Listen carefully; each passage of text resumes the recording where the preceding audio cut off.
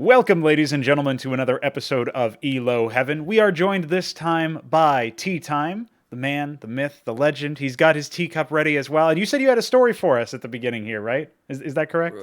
First of all, I don't know where you got the man, the myth, the legend from. The only legendary thing about me is I don't know. I insulted a player in Dota. I guess that's really the only good. That's the only thing I have going for me as far as that. But okay, so I got this cup of tea because I was thinking, yeah, I'm gonna be on brand and everything, and I honestly really genuinely dislike tea. I don't drink it very much, but it's 1 a.m. for me. It's gonna be a long show. I thought, you know what, I need to keep myself up. Let's keep it going. But I made a rookie mistake. I go downstairs, I boil some water, I pop some tea leaves in, and to anyone who's listening right now, you know you're supposed to filter out the tea leaves. I've never made tea with tea leaves. I always use a tea bag. And now what I've got for me is like a pot of fucking brown shit water with tea leaves all over it, which I don't know how I'm going to be drinking, but I'll figure it out one way or another because I will end up falling asleep otherwise. Well, the true pro tip is the second time you make the second cup of tea is always the best cup of tea. The first cup is always kind of shit. So you got to make one cup of tea, pour that shit out. It's like when you do like whiskey tasting where people like put a little bit in the cup and then they swirl it out and throw it down to like get the taste. I don't even fucking know, man. It's like I feel like you'd be into snowballing, and if you guys don't know what that is, you need to Google that because I'm not saying it on Twitch. Wait, what is the context behind that one? You can't just throw some porn categories at us. Look it up, mate. That's real. It's real non sequitur there. Pulling that one out. Like quite reasonable. I am a fan of good tea. You just haven't tried the right tea. That's your problem. I live in Pakistan. You live in Canada. I feel like I can pull the country card over here. You just got to get the right tea, man. ZywOo Oolong, so good. So good. We got some tea drinkers in the chat. We got Vincent here, back from his scalding burn from the previous episode. He says, in China, you serve it with leaves in there and just refill with hot water. Works if you have nice big leaves. Do you have some nice big leaves over there? I've got like basically, so I don't know what it's called in English, but it's called patti in Urdu, which is, it's just powder. Yeah. It's just powder. You're supposed to filter it out, honestly. If I had a tea bag, I'd use it, but I couldn't find the tea bags in my house. In UK, you use a bag? That's what someone in chat says? No. In UK, you don't use a bag. In shitty Teaville, you use a bag, okay? You can, in any country, get tea leaves and get good tea, okay? It's not like in the UK, it's just like they get the good tea and they put it in bags. It's not how it works. You just got dog shit tea. No, I agree, man. Look, teabag tea is horrible. Honestly, the best way to make tea will always be if you cook the tea with the milk. If you have milk with it, if you don't want it, fine too. But you got to cook the tea with everything inside the pot. Otherwise, you're just not doing it right. If you're putting tea bags or even just tea leaves into hot water, you're missing out on a lot of flavor. Listen, if you're putting milk in your fucking tea, you're missing out on a lot of flavor. Like, this is a problem. Like, if you're not putting milk in your fucking tea, you're an elitist asshole, and no wonder you call this show ELO Heaven. His tea. You can't put milk in your tea. Milk, like, people, I want some tea. Milk and honey? Bro, this isn't fucking coffee, man. Like, dude, I want my tea to taste like tea. Who puts honey in their coffee? I don't know, man. Weirdos. Americans. Like, the people that put honey in their tea, dude. Listen, Vu, you got to come over to Pakistan sometime. Come to Pakistan. I'll bring some ginseng oolong, the real shit, the real deal. Just because I won't need someone to fuck you up for saying all of the things you just said. I will bring some ginseng oolong, and you will enjoy it. We'll see. We'll see. All right. So we've gotten the tea bagging done at the beginning of the episode. Always nice. You've been waiting for that one. Yeah, of course. I had to throw it in there. So we do have a couple of things. We actually have a huge amount of stuff to talk about because this is another one of those shows that took a little bit to ferment. You know, our last one with Dinko, we also had a couple of false starts. And now that we're finally all here, we can talk about everything that's happened. There's been a ton of stuff that's actually gone down. The first of all is this is going to be our first show since the end of Blast Premier Global Finals. So given that was the conclusion of the 2020 circuit, it kind of for me lacks a little bit of impact to say that it's the end of the circuit when you like 2 weeks later start off with the next circuit, right? Like the very next one is immediately starting. So we'll preview that a little bit later on in the show. But for now, given that Simple has taken the MVP, Navi have taken the trophy, and then a little bit as we get into it later on with Spirit taking DreamHack and with VP taking Summit, it seems like we might be up for a CIS era here, which is certainly interesting. That's my personal narrative. Obviously, a bunch of teams just came out from the player break. They're still waking up a little bit. And the question is whether or not everybody was still feeling it at this point. But do we still think that despite all of those, limiting factors that we have to consider, is this win as impressive, more impressive, less impressive than when Navi dominated IEM Katowice? Or is this another, a little bit of a lever down because it's still kind of online play? What do you guys make of this by comparison? I mean, there's a lot of things to process over there. One thing that I do want to quickly address is the last time someone said, is this going to be a CIS era, was after Navi at Katowice last year as well.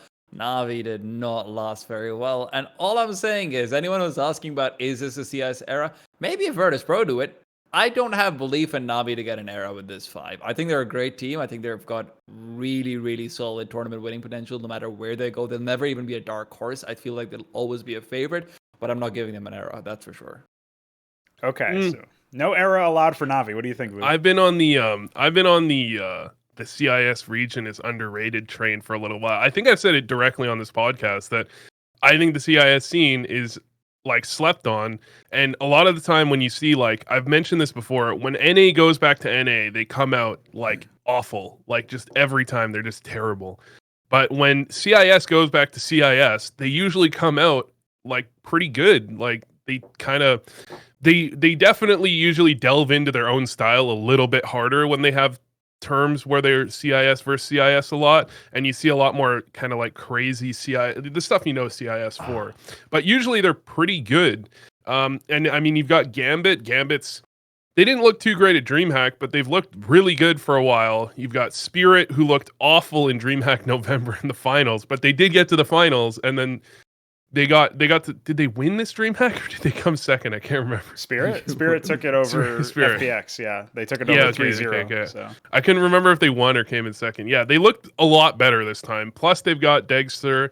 Plus, they've got everything going for them. And VP just looks awful as usual. I hate VP. So I've got, for my Patreon, I'm supposed to do like reviews of VP games, or not VP games, but just like games, like VOD breakdowns. And then I'll just like take a game that I haven't watched yet, and then I'll VOD review it. So I don't have like, I'm not like cheating with information I'm giving and like predicting the future. So I went into this game of VP versus Furia, and I had to stop in the middle because I hated it so much. I just hated it.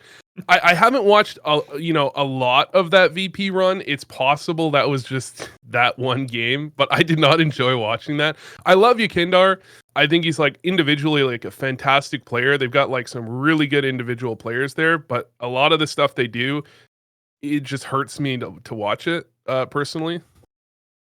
So what you're saying is that you have like this passionate hate for VP's play style, or is it just the fact that they get away with some of the things that they shouldn't get away with? What specifically is? Well, they don't always get away with the stuff that's bad. They in fact they get punished for the stuff that's bad quite often. But the question mark is, why are they doing the stuff that's bad when it's so obviously bad while they're doing it? Like I remember when VP was on their downswing last year. I took a decent in-depth look into VP, and I hated everything. There was this round, they're on anti-eco and they double up arch, which is actually not that uncommon. It's especially kind of coming into the meta now where you fight more for brackets. Everyone does that now. They got smoked off arch, and then they just sat there behind a smoke for like 10 seconds. And it's like, so if they just run up truck, you just lose the round against pistols. And it's just hurt. It hurt to watch. And I watched a couple of games of theirs, and it's not as bad. It's definitely better. I still don't like it. I don't like it. It's possible I just caught the wrong games. I haven't watched all their games from this run. I'm planning on going through all their games from this run over time. Just haven't had time to do it yet. I could change my opinion. I'll let you know, but I don't like it. And as to whether or not this is better than IEM Katowice, it's online. I mean, that's the end of the story. I mean, it's just, it's online. Yeah, no, it's definitely it can't be compared to IEM Katowice, but one or two places where I will give Navi a lot of credit for is that they brought it back from some pretty ridiculous situations versus both Liquid and Vitality in a couple of maps here and there. They against Liquid in particular, I mean, Liquid just looked like they shut down mentally once Navi started coming alive. I think it was an Inferno, if I remember correctly. And against Vitality as well in the nuke game that went to a gajillion overtimes. The fact that it even gets to an overtime is very, very difficult to imagine, given that I think they were down, 13-8 or 13-9 at one point, something around that.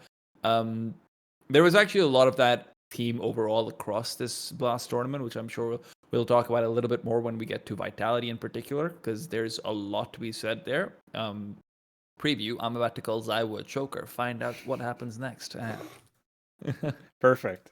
There you go. You got a little teaser in. What I want to say about Navi so far is that what was impressive for me compared to the Katowice run is that they had, maybe I'm just wrong about this. I'm pretty sure they had days between, or a day between each series. Whereas in this Blast event, they had to take down Vitality and Astralis in the same day in best of threes. Yep. Particularly Astralis, who looked very powerful coming in, although certainly not as powerful as we would expect them to be, particularly since they're the same lineup. Bubsky didn't even get any action in this particular series, which what a shocker. I mean, I would never expect Astralis to not deploy Bubsky. That's crazy. But they also, just fell 2-0, which they felt like maybe the same way that you described Liquid TeaTime. They felt kind of shut down or shut out of the game, which I was quite surprised about. Did Bubsky not play? I thought he played. Not in the finals, no. Not in like the last series against Navi. Because they would never have deployed him because Nuke wasn't even in the cards. I think they went for Vertigo instead. Nuke was no. He definitely played. He's definitely played. Did he? Yeah, he just. Where was the Astralis series where they didn't even have Nuke in the veto? I have to look this up now. No. This was for Navi big Nuke against Astralis. You're thinking about IEM Global Challenge, probably. Maybe. Yeah, I think so. We got to look this because up. Bubsky did play. But anyway, Bubsky played. Not a great scoreline. Do we really care about him? That's a big question. I actually think yes, we do, because Zipnix had an even worse scoreline next map. And I actually think it's less impressive that it's on the same day, because if you're looking at a team like Navi, they're on form. It's like everyone. Yeah, now if everyone on Navi is shooting back, they're gonna win. And if you look at Nuke, you can think that Electronic wasn't really that on point on Nuke. Let me look. What were the stats on Nuke? He got really bad. I think. Yeah, he went 12 and 18. However, what happened on Nuke is they got out to a 4-0 or a 5-1 scoreline, and then they just lost out for the rest of the half. Yeah. And Electronic had 3 kills. And then on CT side, he came alive and they closed it out, So I feel like that's not really indicative. Electronic didn't do great, but I don't think if Electronic plays like that and they don't open up 4-0 on that map, they win. I think they just lose. I'd agree with you over there if it felt like they just steamrolled in terms of the individual mechanics. But honestly, especially in the map of, especially in Inferno versus Astralis, I just felt like Inferno's different, was completely outcalling them. Because every single fucking gamble stack that Navi made, it worked out every time. That was every time Astralis went for some sort of ridiculous, on A side, if I remember correctly, once or twice they boosted up on the second balcony or something. And Navi just knew how to check that every time. Navi knew how to avoid that every time. Their protocols were looking really solid. It wasn't always simple doing everything, though. Admittedly, he had a really good second half. But in the first half, on their CT side, Boomich was just masterminding Astralis, and I never thought I'd say that in all my years, honestly. Yeah. I mean, it's kind of like Astralis kind of did the exact same thing. It felt like in Vitality in the previous series. Oh god, dude. Yeah, with that overtime on Dust 2, right? You're thinking or not overtime, narrowly avoiding overtime in Dust 2, where they had so many chances to close. I'm thinking specifically of Inferno. If we're thinking about Inferno versus Navi, I'm thinking Inferno versus Vitality. It felt like Astralis was just way better. It was the same scoreline. They just knew exactly what they were doing. Yeah. They just knew exactly what was going on. And then, you go into the finals, the exact opposite. Well, yeah, it's 16-5 result for both Infernos. So the Vitality series is the one where Bubsky didn't play, and that's what I was thinking of. So that's why I got that conflated. That was the previous series. But the fact that Inferno ends with the same scoreline, except Navi's the one taking it, what felt so impressive about the Astralis victory is that after they stretch ahead in Nuke, which is Navi's pick, you expect Astralis of all teams to be able to refocus and say, all right, we're down 1-0 in the series. Inferno's our pick. We just defeated Vitality 16-5 on this map, and we just took Dust 2 against them as well. So the last map should be a shoe-in. We should get to a third map, and we should be able to be somewhat favored at least. You know, we could play our game or whatever. That would be my thought process about the Astralis camp. But they looked so deflated. Are you guys thinking that maybe it's not that Astralis were playing bad necessarily? It was just that Boomich's calls were so much better, that Navi in general were so much better, and that's what made them look foolish going into it? Or like, TeaTime, what's your take on like how Astralis looked in the final specifically? Look, I'm definitely leaning towards the Navi camp. I think Astralis actually did go for a lot of pretty decent change-ups within. Oh, your cat is so cute. I don't know if it's visible on stream or not, but he's such a cutie. He's the dumbest cat you've ever seen in your entire life, dude. The other day, he like jumped up on top of my desk. He knocked over my huge thing of water, yeah? He knocked it over, and then he freaks out, jumps off the back, and unplugs my computer. That's like that's his thing. He jumps up, knocks over my water, freaks out that he knocked it over, and jumps off and unplugs my shit. Like, it's unbelievable, dude. This cat is so dumb. The chain reaction. But anyway, I would say the issue is on your T side, if you're just jumping into stack after stack after stack, at one point, can I blame them? And do I think that this was just Navi outplaying them by far? Yes, I do. Do I think it's replicable? I have no idea. I mean, I don't even know what call Boomich is making to know every single time when Astralis wants to change something up. I'll say this, that the fact that you're really disabling Device from doing anything as well, because of how many of the stacks seem to revolve around slightly closer range angles, which seems like an obvious thing on Inferno, but obviously, you know, they just played it beautifully, really, really nicely, especially in their A short holds. I just feel like there was never going to be anything. In particular, I also have to add, Bit had such a good performance on Inferno, and in general, I think he also played against. Did he also play against Vitality? I believe if Inferno was played in that series, then he definitely did. I think the last day, Bit himself was on form in a way that we hadn't seen previously. That was a sort of played against Liquid. That's what I'm thinking of. Yeah, but Bit had a really good tournament over here for the playoffs at the very least, the deep playoffs. Yeah. Yeah, I think on the final day, he performed way ahead of expectations. That was like the day after we dropped the Dinko episode where we were all, shit-talking Bit for not being a good Inferno player and clearly having it. Like, we're like, just make him play Vertigo or something. Like, he's such a good Vertigo player by comparison. Surely you guys can, like, come up with something like that instead of just forcing him to learn this other map. But, I mean, he proved that he can, at the very least, at least in that one sense, right? It's still a super small sample size. But if he can replicate that, that's the thing. So some of the stuff that I want to analyze going forward is we're talking about how Navi have this incredible run of form towards the end. They're red hot. They are able to take all of these series. Vu thinks that actually makes it less impressive because it was all in the same day. So what do we think about the future of all of these teams, like Navi and Astralis specifically right now? Are we expecting Navi to be able to cool off? Like, I'm assuming they're not going to be as hot as they were in this sense, but do we think that they'll go like plummeting down? Because, I'll throw this to you, TeaTime, first, because you said earlier you're not interested in giving them an era. You don't think that they're good enough for it. Do you think that they're just going to cool off? No. I didn't say I don't think they're good enough for it. I just don't think that they are ever consistently right. There you go. Enough. I think they're good enough to win any day, but to have 4 months of domination, that's a different story. Okay, so what are you expecting for their very next showing then? Because they are going to be coming up in the blast groups that we're seeing very shortly. So do you think that they're going to be coming in and being able to top their group, so to speak? Like, forget about who's in their group, because I haven't checked. I think they're starting with MIBR, so we would assume that that's a shoe-in. But that's why I was thinking, like, more so just if you had to consider them right now to the field. I would not place Navi to win the next major tournament they go to.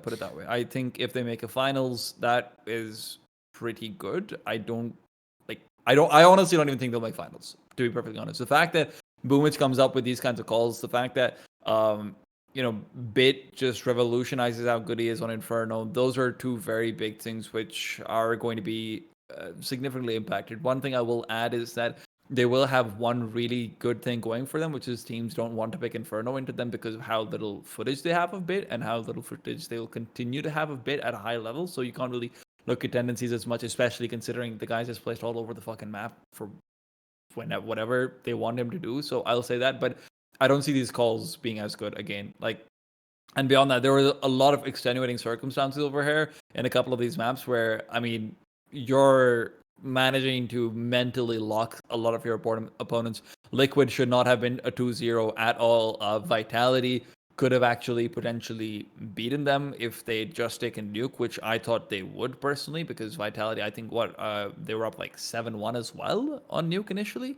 and they also had a pretty good second half at the same time. So despite it being such a close scoreline, I just thought that there were so many instances where things went right for Navi to get to this final. And I don't want to say they didn't cause it. They did, absolutely. But causing that same thing again is very hard in the current like atmosphere of CS.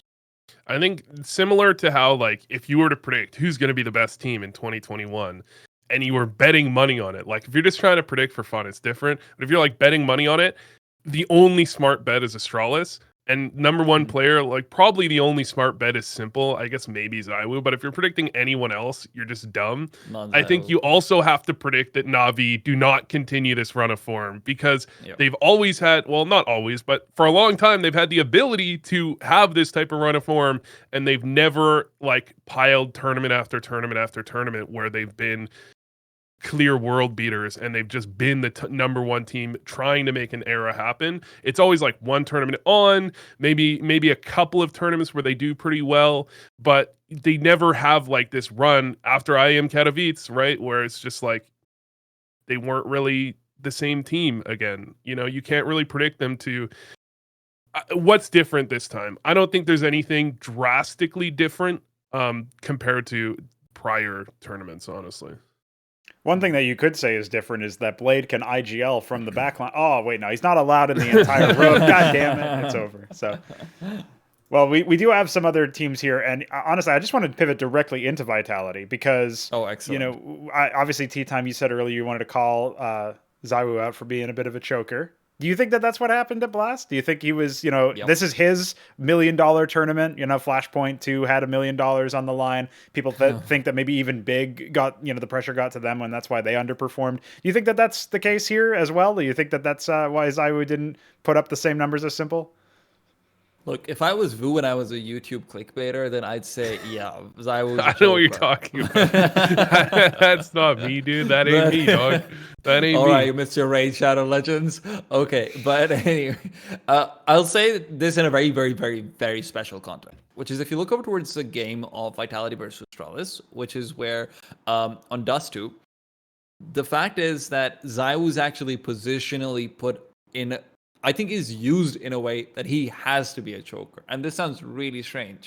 But if you look over towards Dust 2, where Vitality played against Astralis, and they were up very significantly, the fact of the matter is that after 13-9, I think ZywOo only got like 8 kills, and he died maybe 7 times. This seems like, it's respectable, but when you consider that overall the guy had 36 kills, that means 28 kills came earlier on, and afterwards, he just couldn't have the impact to help deliver the round.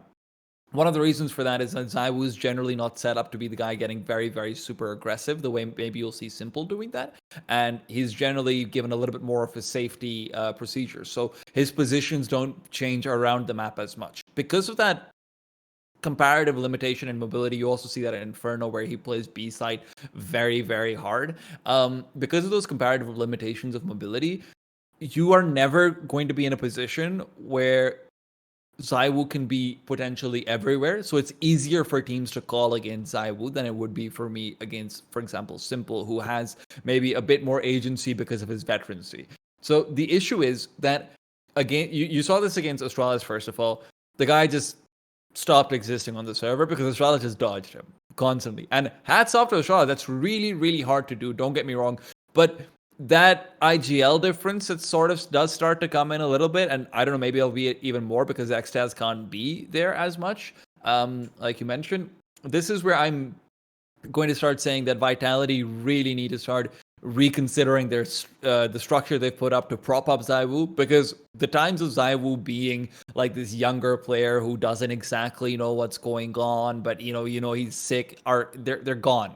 You don't need that to the same extent. I need ZywOo to be unleashed a bit more. And I don't know if he has that killer instinct to go between side to side to position, always being the first guy who, when it goes deep, when the pressure is at its highest, he can pull it out. Because that's what Shox was brought in for.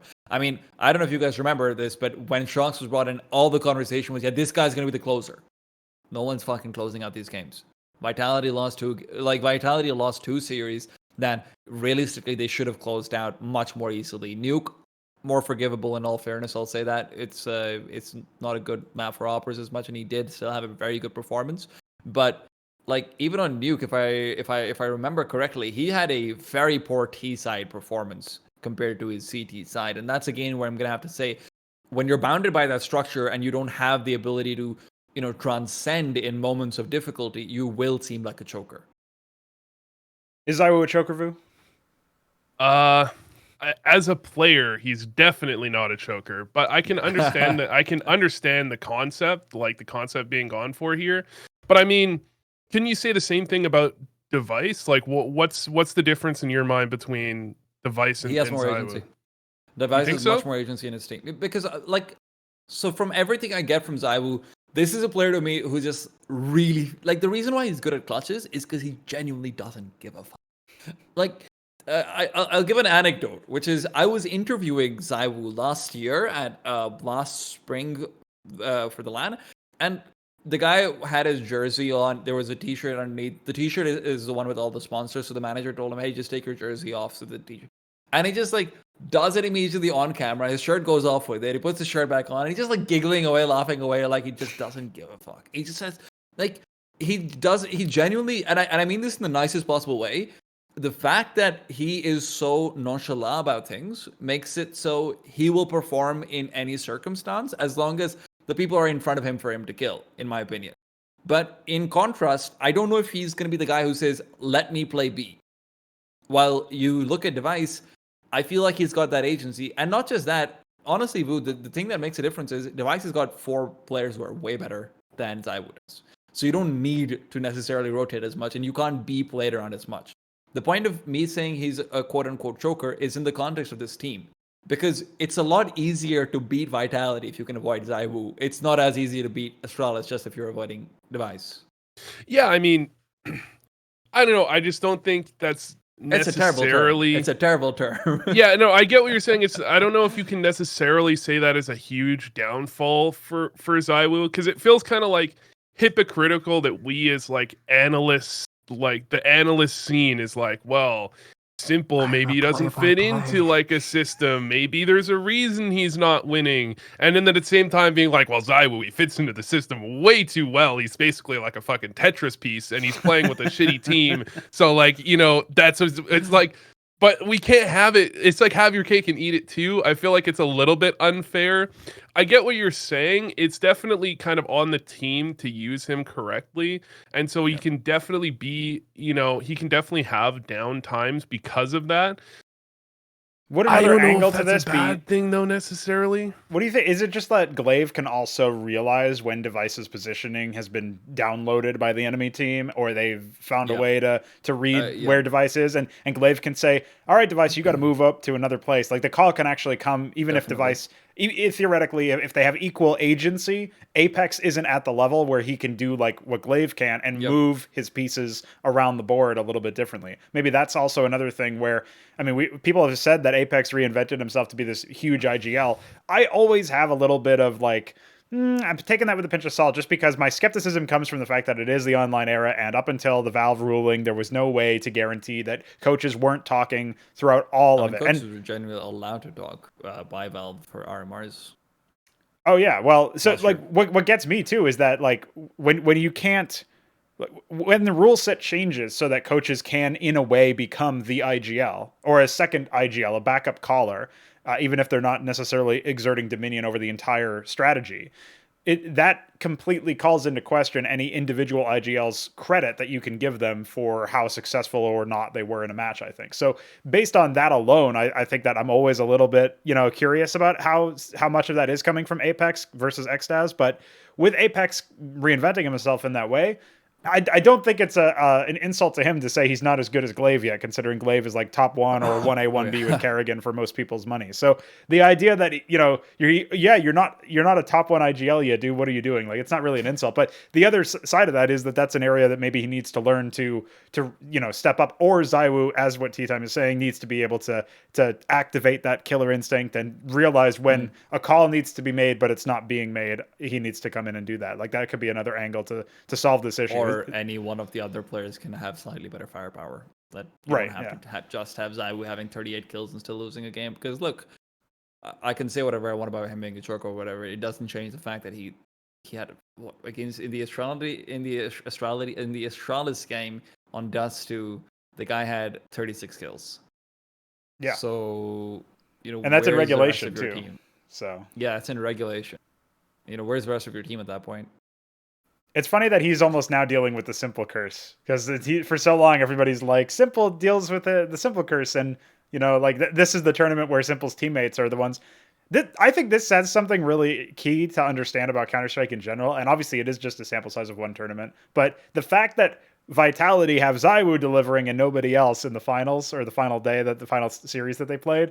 Meanwhile, and maybe that's like an over exaggeration, but Vitality is clear number 1, rest of his team not there. Meanwhile, on Navi, Simple, yes, clear number 1, but Boomich is fragging, Flamey's picking up the slack, Electronics doing his part, like everybody's fragging above what they had been up until that point, or in that inconsistent classic Navi manner where they're firing in all cylinders, and Navi are the team to win. Like, it's almost like what we were talking about in previous episodes of this, where the reason why I rate Simple higher than ZywOo is because ZywOo's team seems to be more consistently reliable than Simple's team.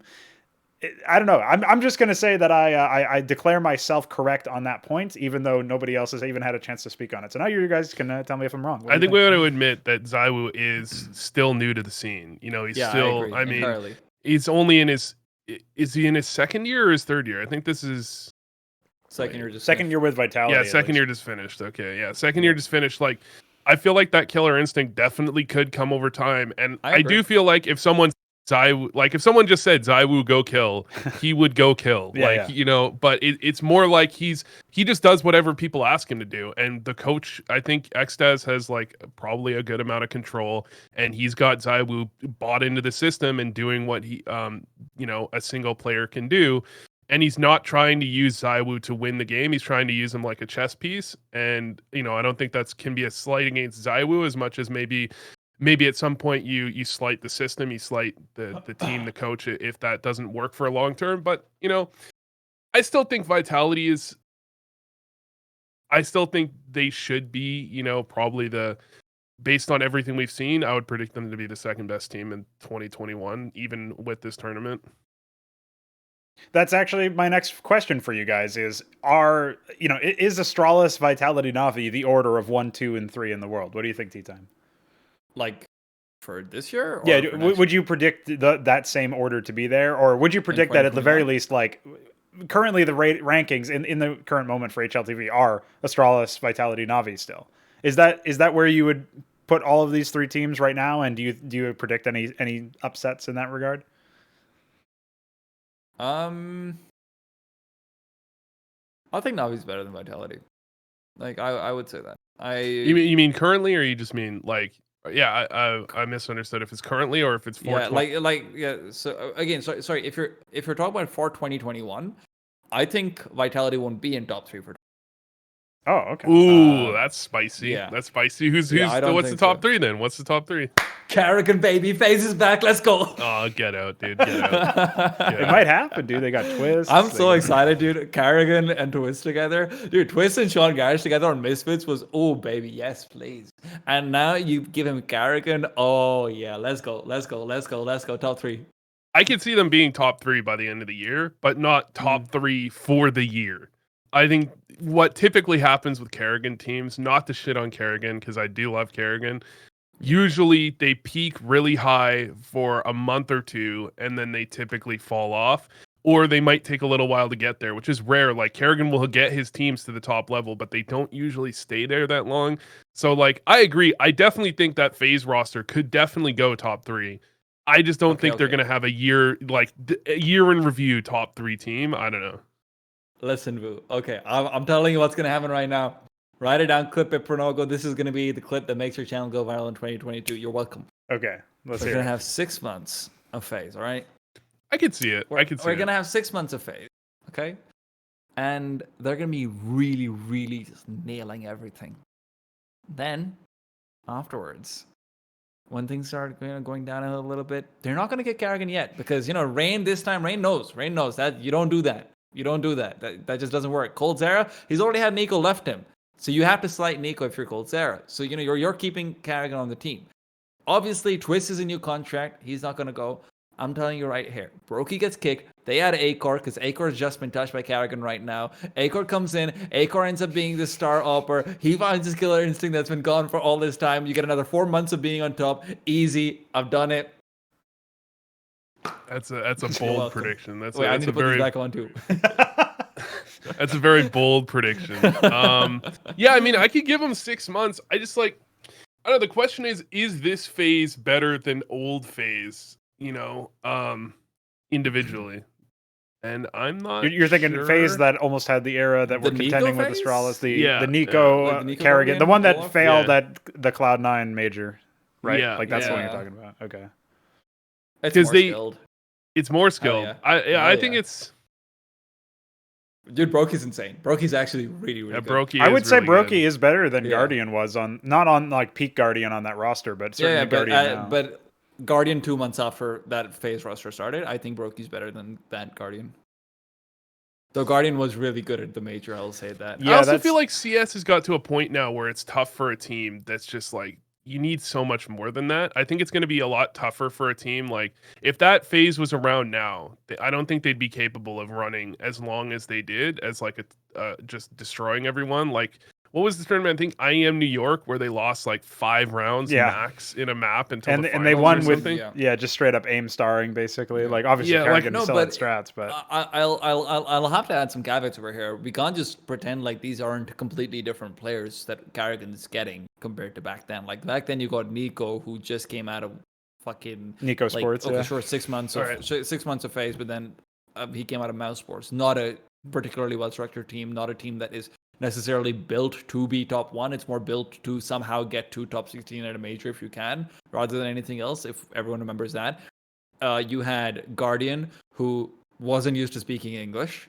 That's not a particularly communication friendly environment over there. Sure, Olaf is there. Rain was comparatively newer as well, but Rain had been an aim star for a while, but now you're looking at Rain, who's incredibly experienced, and Rain's getting to the genuine veteran level at this point. Brokey, individually very trainable, individually very moldable, and still mechanically insane. Coldzera, who's been IGLing now for a while, he's always been insane as a secondary caller. The guy still got his skills as well. And then you put in Twist, who is basically Nico, just on a little bit of a downswing and way more experienced. I feel like this is a very different team dynamic that you're looking at in terms of things like work ethic, in terms of things like communication abilities. All of that stuff should be very, very starkly different compared to back then. And I mean, back then, other than Karrigan, there's literally only just Olaf, who's the big veteran communication figure, because Guardian never played in an English-speaking roster in God knows how long. Yeah, I mean, I don't know. I think this roster has a lot of potential. I struggle to see them doing what old phase did in terms of the longevity of them being just so good. So you think they need to be more tactical than the old phase had to be if they want to find the same amount of success? I don't know. I'm starting to question Karrigan, man. I'm I don't know. I don't know if I'm on crack or something, but it just seems it feels like it's Karrigan. It's a lack of fucking milk in his team. I love his IGLing. I love his IGLing. I love to see it, but it just feels like there's a timer on Karrigan. It just feels like that with pretty much every team he's been on. It feels like their team is really good for a while, and then they just fall off, and then eventually they look pretty bad. I feel like that's what it gets to. And then they make a roster move, and then they're good again. So, yeah, I mean that could definitely happen. I'm just questioning if Karrigan is gonna be able to keep a roster on top for a long period of time. I would love him. I would love for him to prove me wrong. I would love for him to prove me wrong, especially with this roster. I'd love for Twist to do well. I don't like Twist that much. Not that I dislike him. I love Karrigan. I love Karrigan's calling style. I love the way he plays. I love his innovations. I really like Kerrigan. I'm just starting to doubt the long-term viability. But Dude, you know just what I'm said you not don't doubting? like twists, and then your fucking Amazon Home or whatever that was just started calling the cops on you. So. Listen, what You're is for Canadian, sure is aren't that you? I definitely have to urinate right now. So I will be right back. Okay. Well, while Vu drains his bladder, we got to talk a little bit about this. So, actually, the first question I wanted to ask you to follow up, you said Twists is like Nico, like basically like Nico. That's what you said when you were running down. Yeah, on a downswing, fair. Do you think that his peak is the same as Nico's peak? More. Really? Okay. Yeah, I think Twist peak was like maybe a hair away from simple. Wow. Okay. That's definitely. I can see when he was feeling it in that like 2019, he kind of showed us a lot of his potential, right? When in that storied Liquid run. Obviously the sit the fuck down and all that stuff, like the big moments. I mean, look, sorry, I'm going to quickly interrupt you. My question is, when's the last time Twist had a legit IG? Sean Garrett in Misfits. It really was all the way that back, yeah, because Nitro was IGL out of convenience or out of necessity, right? And then after that, everyone says that their comms were shit in Liquid, that their comms were terrible. They were overcoming all the time. They're always being emo in their comms. They're being really passive aggressive, and they're only styling it out. You are, for the first time in your, like, in what, 4 years? Also, does no one remember Misfits had fucking Amanek and Devo Duvek, 2 French players? Like, that's not a comms team either. That's just probably Sean being a... What is he just brought in? I don't know. I don't know. He's displacing his cat with it, though. Yeah, but, my point is, Twist, this is potentially going to be his first team, maybe even ever, hopefully should have really good comms from what we understand. And it's a team that's also going to be prioritizing him as a sole star. You don't have to choose between Twist and Elite and all of that stuff either. Like, this is... Sure, he might just suck because he's had a downswing and maybe Kerrigan can't revive him. But one thing I don't think there's ever been a star that Kerrigan hasn't been able to bring up again. At least initially. Sure, Woxic later on, we don't count that. That was in LAN. But my point is still that this is genuinely the best possible circumstances you could have for Twist. I agree with the exact thing that I just heard. Yes. So the Twists right now, what's super promising for me is that he has come out of the Liquid interview and like the Liquid tenure, and he said specifically he wants to be a star player. Like, he's accepting of the responsibility that comes with that label. And if FaZe are going to be able to invest those resources into him, which they should, since in terms of just mechanical skill and also veterancy in CS, it makes more sense. Yeah. Like, it's not like Cold is a traditional star. Cold never played like a traditional star. Yeah. Cold never needed to necessarily be like the first refragger, second refragger, or something like that. Cold was always like, bait Sarah in Twitch chat, basically. So I feel like even positionally, this team makes a lot of sense to me. Maybe the only issue is you're not giving Brokey enough resources, but Brokey doesn't seem like the super resource heavy player to me anyway. He played with Nico, man. Yeah, that's fair as well. So, Vu, since you're back now, one of the things I wanted to grill you on, I had just asked TeaTime to elaborate on his claim that Twists was like Nico on a downswing. And I want to ask you about this Kerrigan stuff, because you mentioned that you think there's a timer on Kerrigan. But as TeaTime alluded to a little bit earlier, the timer may have mostly been his teammates here, or do we fault him for Woxic falling apart online, for Chris J turning into Shit J, for any of these other situations that happened where, like, is it the fault of him more so than the player? Is it speaking to his failure as an IGL that he couldn't rescue them from the abyss they started falling into? You have to say that at the end of 2019, Mouse Sports looked like a ridiculously good team. And then as soon as we went online, Mouse Sports looked like shit. And there's like a big drop off between really, really sick and really bad. Yep. And sure, the player individual form, like, here's like really sick and really bad, down here, right? And the player form maybe pushes it like that. But there's a gap here, man. There's a gap between these two that, like, something's up there. And it is definitely arguable that maybe things just don't shift to online as well for them. I would kind of agree with that. It's just the data. You can't ignore the data that it seems like Kerrigan teams typically go up, up, and then they drop off pretty quickly once they get there. You know, they're there for a few months, and it's happened enough times now that I'm thinking it might happen again. Like Mousesports was bad initially, and then yeah, that I think that was really on Kerrigan that they did well. You rarely see teams do really poorly for the first while and then actually become top teams. That's really, really rare. And maybe he's a victim of his own ability to bring a team to that level after they were really bad to begin with. And then, you know, maybe they're necessarily going to have to fall back to the mean because he was just able to milk that extra few percent, and you can't do that permanently. Just for me, I'm just looking at it as like the data seems to suggest there's something. I would love to be proved wrong on this one, but you know, if it happens again, then I think it's really going to become a narrative. You know? I'm gonna jump in on that very quickly, and I'll say I agree with Vu on that. The data is there for sure.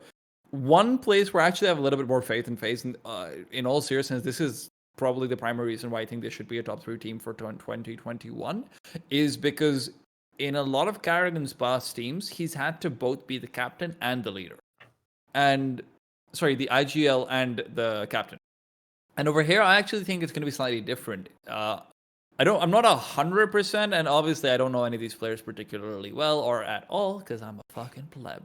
But I actually think Cold might end up being like the leader of men figure in this team, and Kerrigan just predominantly doing tactical stuff. And Cold as a leader and captain is very different to a player like Nico as a leader and captain. You know, Cold has played underneath genuinely good in-game leaders in Fallen. Cold has also tried to bring structure into FaZe himself. Cold has seen the struggles without Kerrigan himself. So I feel like a lot of the time, Kerrigan's biggest issue is that he loses the ability to rally the players around himself. And over here, there's actually a genuine chance that as long as Cold's on his side, this should be able to work out slightly more effectively. And with Cold's playing style, which I mentioned earlier, where he is maybe a little bit more lurk heavy, a little bit more defensive as a star player when he is a star player, you're likelier to have buy-in because that player generally gets their frags no matter what. Like, that player is probably not having a bad game all the time, so they're not necessarily individually wanting to blame their IGL. Now, obviously, if you fuck up at a major final and lose, yeah, fair enough. I'll say that. I just want to say, like, if anyone's gonna, like, Cole did literally take calling duties from Fallen on multiple occasions. After 3 years. Yeah, I mean, yeah, after 3 years, but you've never heard about Twists being like, fuck you, I'm calling on Inferno, Nitro's a shit IGL. Like, you know, you don't hear this about that many players. I don't think Twist is going to make it an issue or anything. Look, no, I don't think he will. I just think that, like, you don't hear about too many players that just, like, take over. So but it's not Nico. Cole's also been hung. No, I agree. He's not perfect, but Cole's also been hung out to dry for what, like 2 years now? How long has it been since Cole has been on a legit top 5 team? He also did have to deal with Nico completely pulling the same move that he pulled. The Cold Zero family would like to request you to rethink this. When Cold's mom or something was responding to Nico on Instagram, the classic Brazilian moms on Instagram leaking all of the strats. I mean, Brazilian moms on Instagram and Brazilian rosters being announced on Upwork. It's a match made in heaven. Oh, that was a good one too. Yeah, the Godsent one. Yeah, we talked about that last time. That was incredibly ridiculous. Just a publicly available drive link with all the promotional material. Well, you know, this esports does things differently, okay, guys? So I did want to touch on the Kerrigan with this team specifically and with like the Cold Zero relationship. I do think that what's super exciting for me is that sort of like what Fallen seems to be doing at Liquid. Like, I feel like Cold Zero could have dined out on his past success and his reputation and his pedigree as a player, but and maybe that even may have actually been a thing, right? Like the Nico Cold thing was more in line with what we think of as FaZe's narrative, their personality, their brand of just grabbing like super expensive players, even though they obviously didn't do that for most of the last couple of years. But they grab a bunch of like ridiculous aim stars and they just go at it, right? And more recently, we've seen them switch away from that, and that's why they got Brokey and they got Bemis, whatever his name is, and then they got a bunch of other people that were like just washed up, like Neo and Adren and stuff. So they definitely had a bit of a mixed track record. But if we think back to the how dare you, the great old phase that we were referencing earlier with I Am New York, where we had phase that Kerrigan said, give me Olaf Meister, give me Guardian, give me Nico, like these crazy, really like, storied players that actually could potentially show up on form. Olaf a little bit more contentious. The rest of them had their highs and lows in that roster.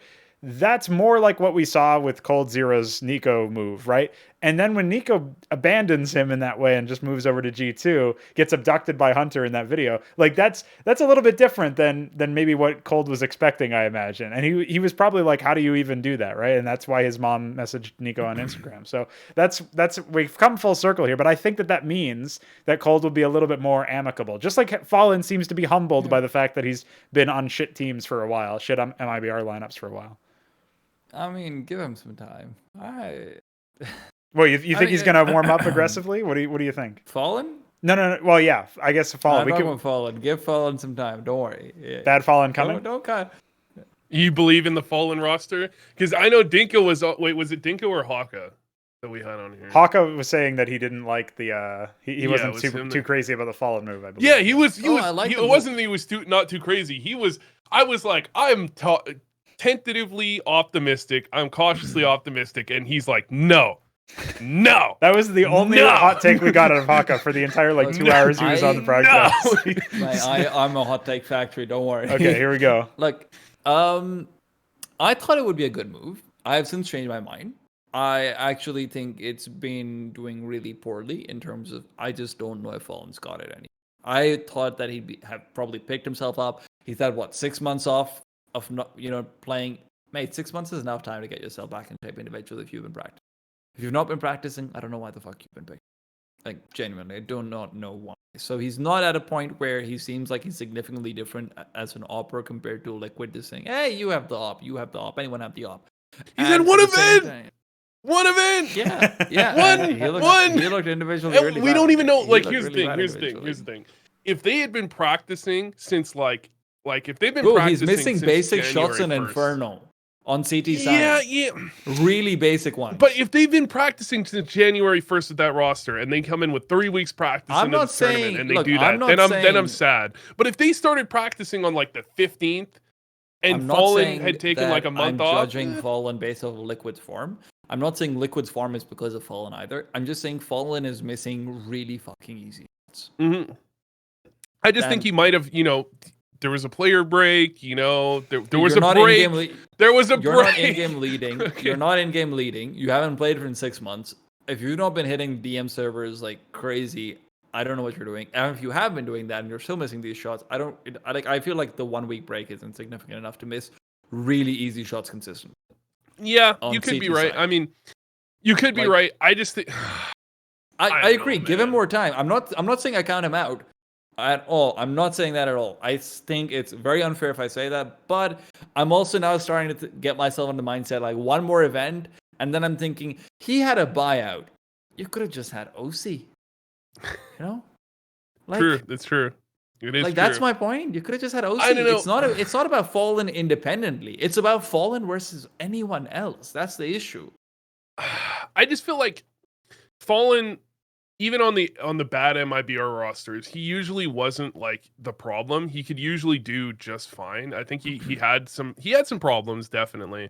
But his individual form is something I wasn't super worried about. I felt like he'd be able to kind of manage it.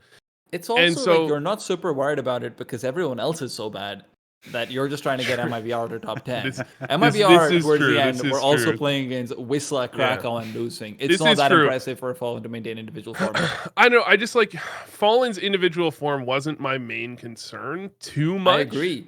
But now so when he has like a bad tournament, I mean, with this pickup, I didn't think his individual form was my main concern.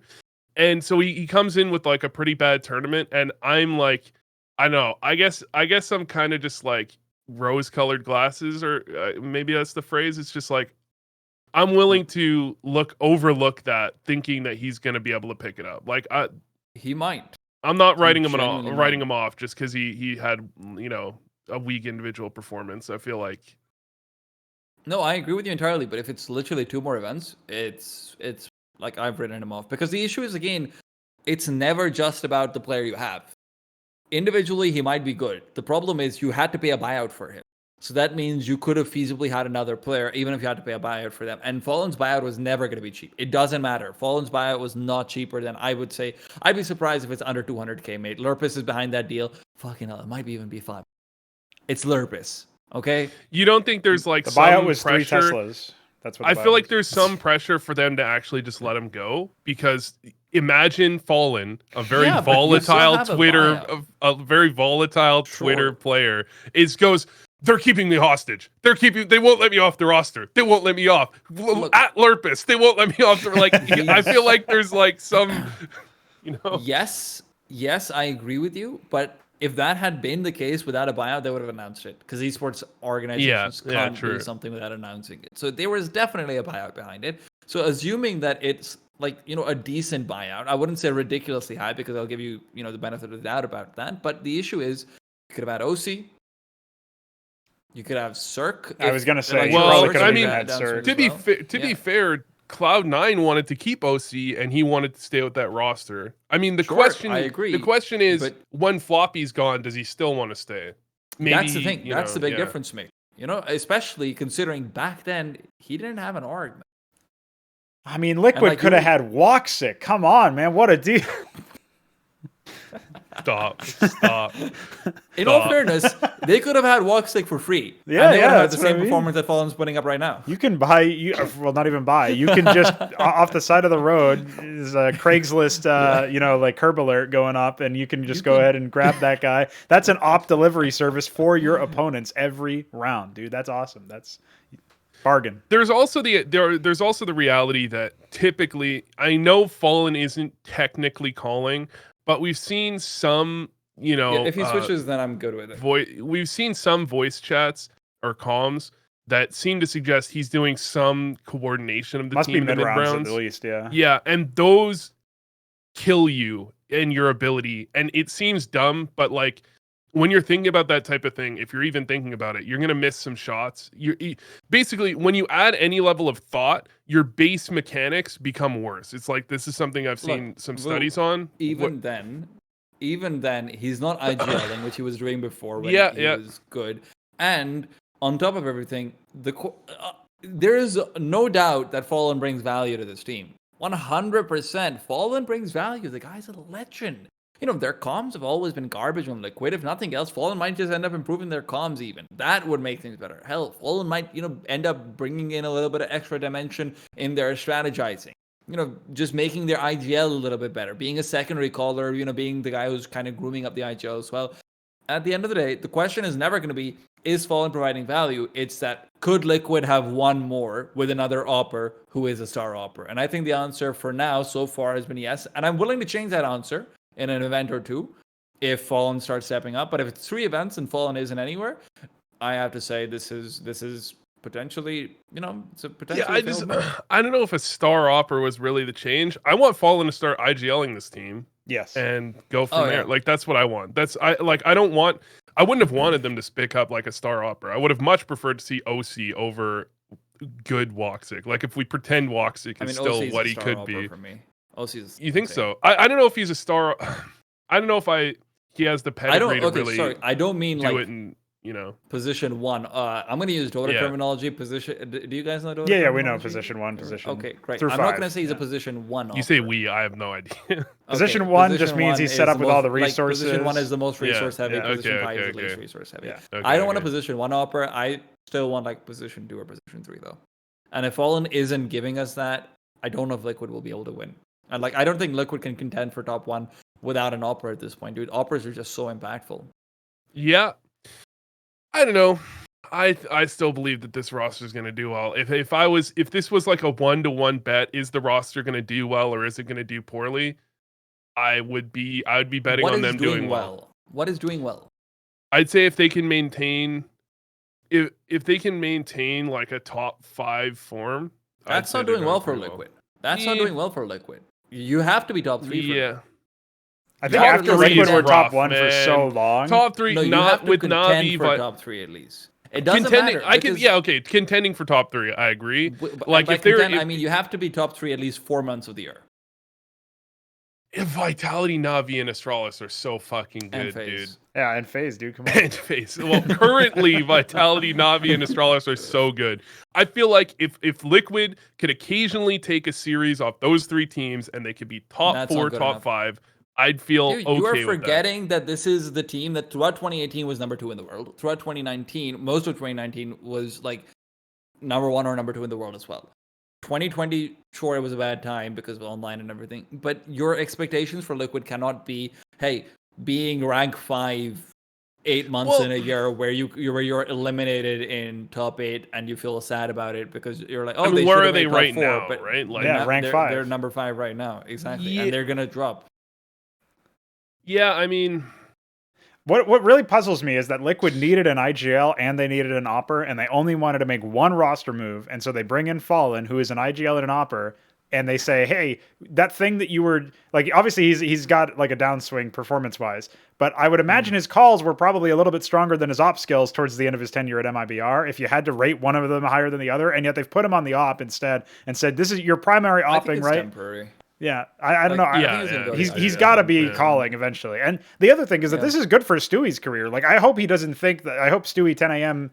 Young Stu doesn't think that like, oh shit, if I'm not calling, then what's my worth? But he could be an incredible entry fragger. He can create a ton of space. Like that's exactly what like the narrative is that he was so good at in the old Liquid, and that he was also like a man with energy. And he doesn't need to be the leader of men necessarily, but if he can bring the energy and he can also create the space for the rest of his team, you've got a Liege. You've got like honestly, just a Liege alone is such a good fragger for your team that like you can create space for that guy, and if Fallen can hit those easy shots on Inferno, then I think we can probably be a little bit happier, assuming that they're able to run some tactics that Fallen himself can be the one who calls. So that's why they brought him in, as far as I can tell. I can't imagine that they wouldn't just want to swap over that eventually. And I think the way that Moses, in coach words, explained the current calling status, where he thinks everybody should be able to have input.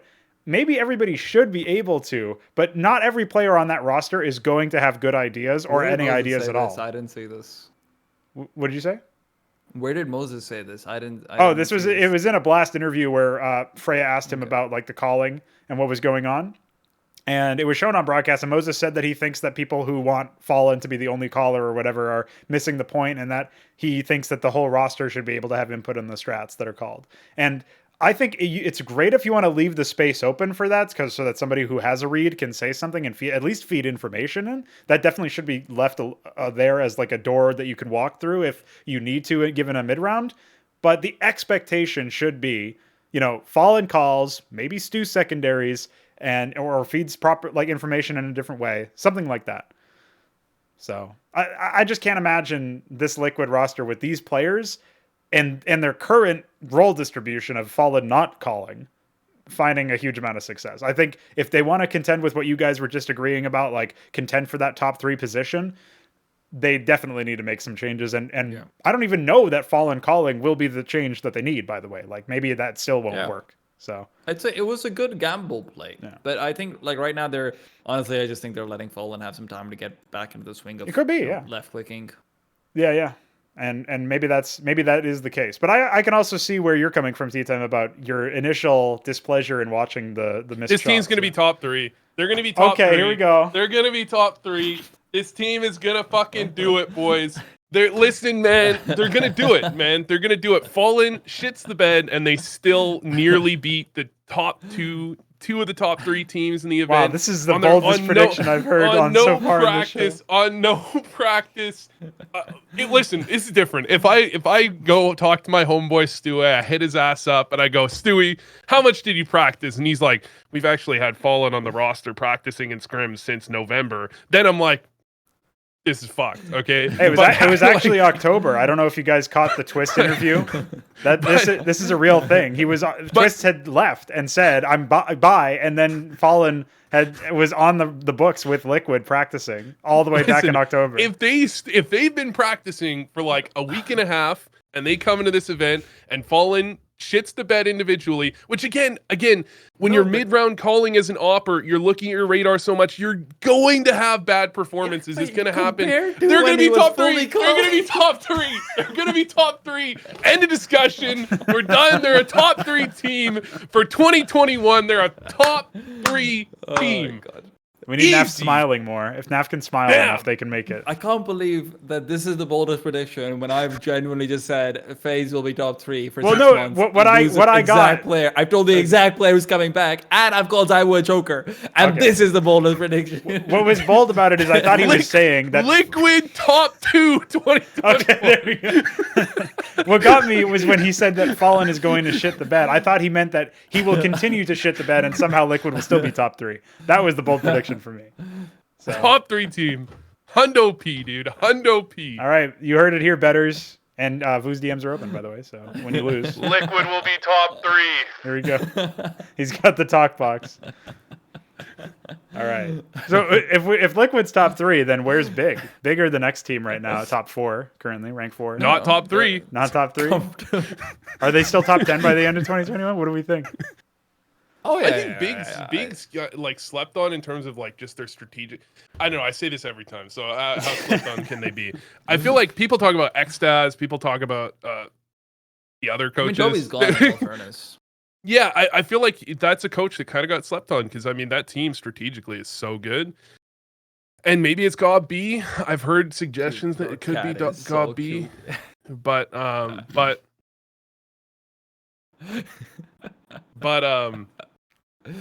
I think he's one of the coaches that kind of got slept on. I agree. Toby was really, really good. I think people started giving him a lot more credit because of like all the Flashpoint and like torrent content that he also came on, so that did help a lot. He's no longer with the team though, which kind of sucks. Like yeah, and I don't know the guy who's like the guy called Dude, right? Yeah. Yeah, so I think I casted him. He was on alternate attacks once upon a time, and like, I don't know much. That was a very, very well structured team. I'll say this: alternate attacks has always been incredibly well structured. And I think he also played under Hunden back then when Hunden was in attacks. So definitely like some possibilities of greatness coming in there. I will say I think it's really hard for me to imagine Big not being top 10. Like. We just have. I feel like we just have a really weak bottom, like 6 through 10 or 6 through 8, 9 or whatever. Like, okay, VP 6. Garbage. G2 can't win for some reason. Yeah, G2 should be surely they should be the one contending for top 3, but we haven't even mentioned for them top so 5 far. at least. Yeah, and like their roster is insane. But I think we had this conversation in the last episode where Kenny S just seems like he can't hit like the like he's almost like Fallen. He's not as bad, obviously, but like Kenny S seems way more inconsistent than he ought to be, and it that for me feels really weird that G2 aren't more successful. But OG, I feel like OG, Furia, Heroic, and VP all feel like placeholder top 10 teams. But I can't imagine who would be really like. You think OG's a placeholder? I think OG VP's a placeholder. VP probably will still be top 10, but like. It sounds real. Okay, maybe this is unfair, but I feel like VP are top 10 because nobody else is as good as them. Like nobody else is good enough. Not because they're better than other. You know what? You see how I'm structuring it? It sounds like it's the same thing, but I feel like somehow, just like Vu gets angry at VP going full FPL mix, like somehow nobody can counter them, and it's almost like you cheated. But they didn't cheat, obviously. But it's almost like you've just exploited like an issue with the game's balance or something, not because you're really good. 2018 Astralis would like a word. Yeah, that's why they suck, dude. Worst team, honestly. No, so maybe VP's a little aggressive, but I feel like Heroic, OG, Furia are all kind of placeholders. Heroic for sure. Heroic's genuinely just not going to be like when Lands come back. This team is not going to be good, guaranteed. I can agree with that. I mean, I can agree with that assessment because Heroic do feel like they're just like, what are they even doing? They've been clearly tumbling down a hill. Yeah, you know, like they were top 1 for a week. Heroic but 1 week I don't era? know if I'd call them a placeholder team. Like that I don't think feels... they're top 10. Do you think they're top 10 if lands are on? That's a good question. If lands are on, it's rough. It's just they were so good that it just feels unfair to like when completely Hunden was write them also off IGLing and say like, and how do Cadian they go didn't need from to how do they focus go on from top IGLing. 1 and like winning events and stuff to like Hunden they got don't even banned. yeah, but I mean it's Yeah, like, and then Cadian just has like a standard deviation increase of like 0.5. Because like Cadian can't be that good when he's not like when Hunden isn't calling. you could be right. It's possible. The problem is like maybe this is why I'm sleeping on VP, so to speak, and sleeping on all these other placeholder teams that I'm calling placeholder teams. Is look at where are all of the teams that were top 10 in 2019? Like EG should surely not be 15th in the world. Oh no, I think. Well, the problem is they fucking suck. Yeah, they do like, fucking suck, but they should not fucking suck. That shouldn't just be because they real. suck doesn't mean the top 10 is No. placeholder because EG sucks. Like, No. Like honestly, Ethan and Breeze are nowhere near the God mode star players that they were. Yeah, that's just all there. And so you think people are diving out on their past is... roster like strength or whatever? Like people are assuming that they're the same players. I don't even know why the fuck EG are still paying these guys. And I don't mean those two in specific. I don't know why they haven't made a roster move yet. Like how I don't know if they need the roster move that bad. I think they need a shake up in the way they're playing because I feel like they've relied so heavily on Breeze, and I don't think Breeze is terrible, but he's not I don't think gonna bail them out. I don't think Breeze is gonna bail them out the same way that they're relying on him to bail them out. And I think they continue to rely on Breeze to bail them out sometimes. I think that's just a huge mistake. Yeah, and it's just like Cirque isn't, that guy who can now suddenly op with the best operant. Like you put Cirque in front of Simple and ZywOo before, back in 2019, I would have said, dude, this guy can frag with them. Now I'm saying, okay, he'll be okay. He won't be a big liability, but he's not going to carry his team anymore, in my opinion. Now again, a lot of his online CS and oppers in particular are really badly affected by online CS because peaks are just dumb. But I will still have to stick to it, dude. If EG get better without a roster change, it will be possibly the strangest updraft we've ever seen in CSGO. And this is including Mousesports learning how to play and being top 2 8 months after their reform. Like if EG become good now, to the point where they're again top 5, or even hell, top 7, no way, dude, no way. Like I don't think that's possible without a roster. How much is too much until they just do it? I think it could happen. I think it could happen if they change IGLing. If they put Terra will they IGL. do that? That's my question. I don't know if they. I feel like some IGLs and can Derek still IGL? It could be possible. Like I think a lot of IGLs understand. Like when you stop leading, it's the signs are all there. You're on your way out. Yeah, Kerrigan post major vibes, right? You just get. I think Stan probably himself. Especially. Yeah. Yeah. Especially Stan being an NA player, I think he understands that like the writing's on the wall if you're not IGLing. So there's probably some pushback against that. I think they could. I think they need a style change, or they need Breezy to miraculously be good again. I think he will be. Again. I think Breezy will be good again. Like I genuinely think he will be, but not to the point where you are going to be able to rely on as much of like their individual fragging and everything. The way they literally took control of, if I remember correctly, back then on Banana and Inferno was just Ethan would chuck a molly overhead, he'd take a peek out, he'd kill a person. Like that stuff isn't likelier to happen again. The thing that I don't like is like they just leave Stan and Breeze on A on Inferno, and they're just like, yeah, we're tripling B. For how long? Yes, like we're just tripling B for the rest of the game. It's like, okay, so Stan and Breeze hold A. Like, all right, like I guess that's gonna work. Like I've always really disliked that. I looked at the stats. I mentioned this on server time that Cirque is like 50% of the time he gets an entry, they lose the round. It's like that's not really on Cirque. I mean, that specifically can't be on Cirque. That's got to be on something else, right? Like there's a clear problem there. You can't have your Opper gets an opening duel and you lose the round half the time when he does that. Like, what?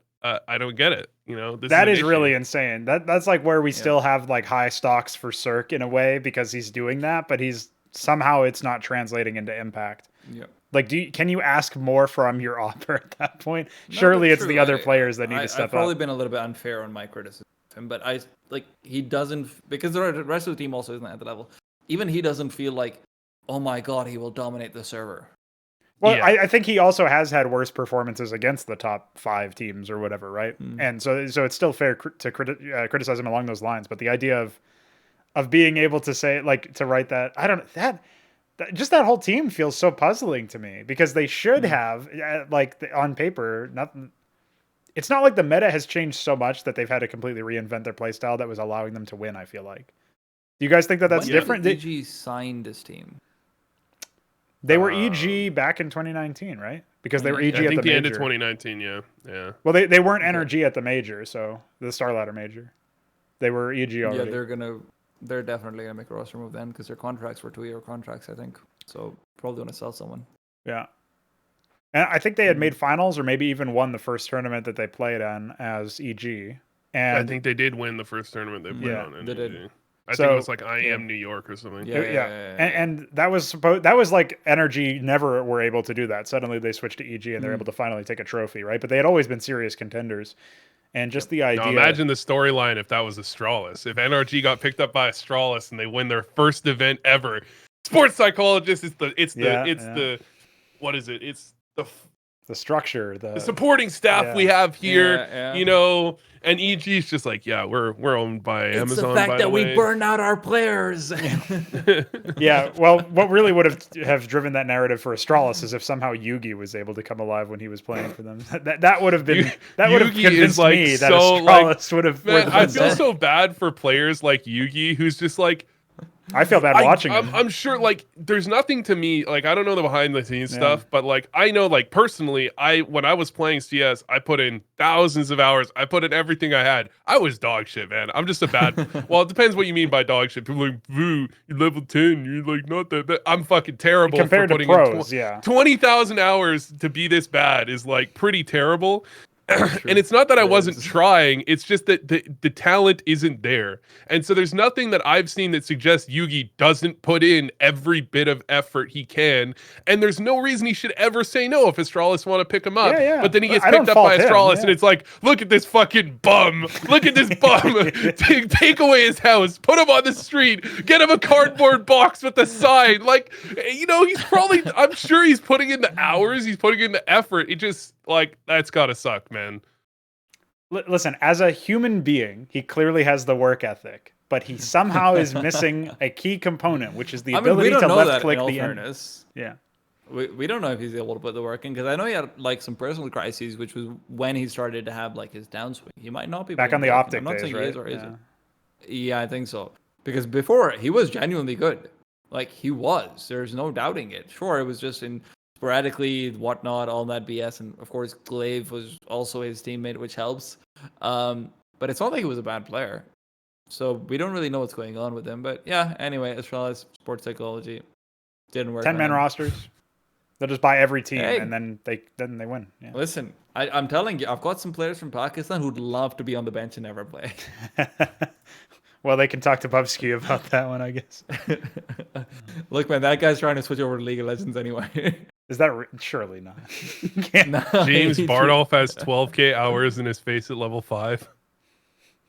How does that make you feel? It's not like 12k hours of playing. I'm sure it's like mostly casting and stuff, you know? No, he plays a lot. Like, this is really famous in the talent circle. Yeah. Bardolph plays a lot to frag Bardolph, of Counter-Strike. Yeah, like, he plays a lot. Like, I suck at the game as well, but I wonder don't how many hours that he's actually playing, though, right? Because, like, I've got probably... How many hours? I think I've got 100 hours in the last 2 weeks, and I haven't played the game.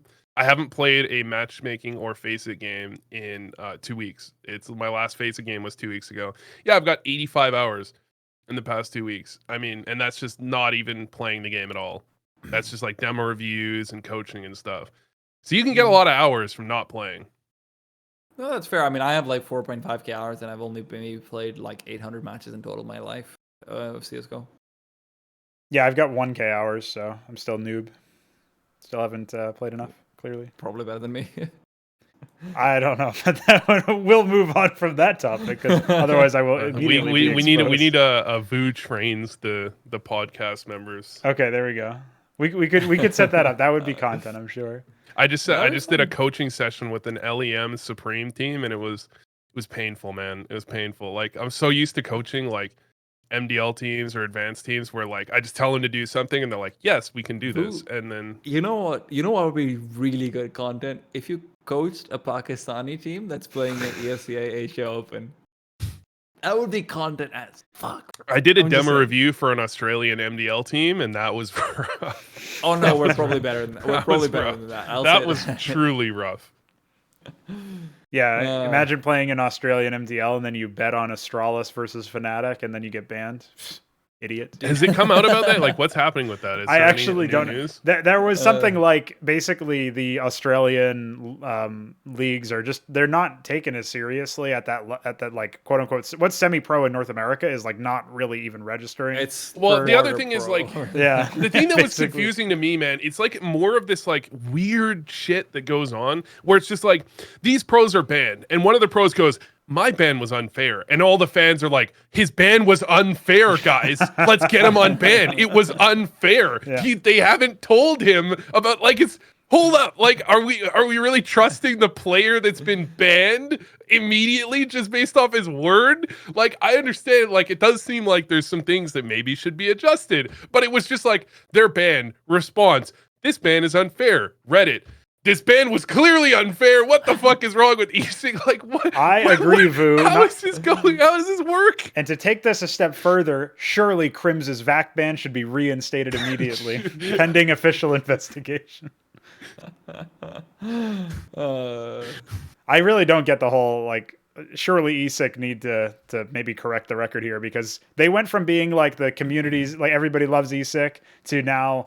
predictably, because they're banning players instead of coaches, everybody's like going apeshit the way that VOO is describing, right? So it doesn't really matter as much because it's Australian quarter pros, but if it were somebody as high up as somebody like Dick Stacey, for example, then we would be talking. Clearly he's semi-pro level. Dick Stacey was only high for a little while, then he got done very quickly. Are you sure about As that? anyone that smokes a lot of weed, you know... I guess that would explain his faulty handwriting. The grass of devils? The devil's lettuce. Okay, is that what you guys call it? Sorry, I just remember it was devil's something. Devil's something, yeah. Devil's lettuce. Well, it's legal in Canada now. I can go smoke as much weed as I want. Legal. Can't do shit about it, son. It's legal as long as the federal government doesn't hear me. So... where are you from? America. I'm from from New England. It's just like a super backwards thing where the states can legalize it, but if you get in theory, if like a federal law enforcement member finds you, they could arrest you for that. Which is why like the FBI or whatever can just drug bust. So hopefully that doesn't. You heard happen of the five what is it? The 5 felony rule? There's like a book on it or something. Where if you get hit with 5 felonies, you just get it. No. The average person commits 5 felonies per day. It's just they never get prosecuted for it. So if you like actually look into some shit, you can arrest anyone basically. Oh yeah, dude. I jaywalk pretty much every day. So yeah. Every time I post on social media, I can genuinely be arrested and sent to jail for like 4 years based off of certain constitutional things that exist in our country. Oh, yeah, I did see it. I did criticize the U.S. Army, so you never know. You never know. I might be extradited any moment, man. I'm not gonna say this just in case, like this podcast goes viral or anything. But anyone who wants to take the time out, go to my Wikipedia page and check my nationality, and you'll see what I mean. Well, you had some tweet a while back where it was like you were essentially.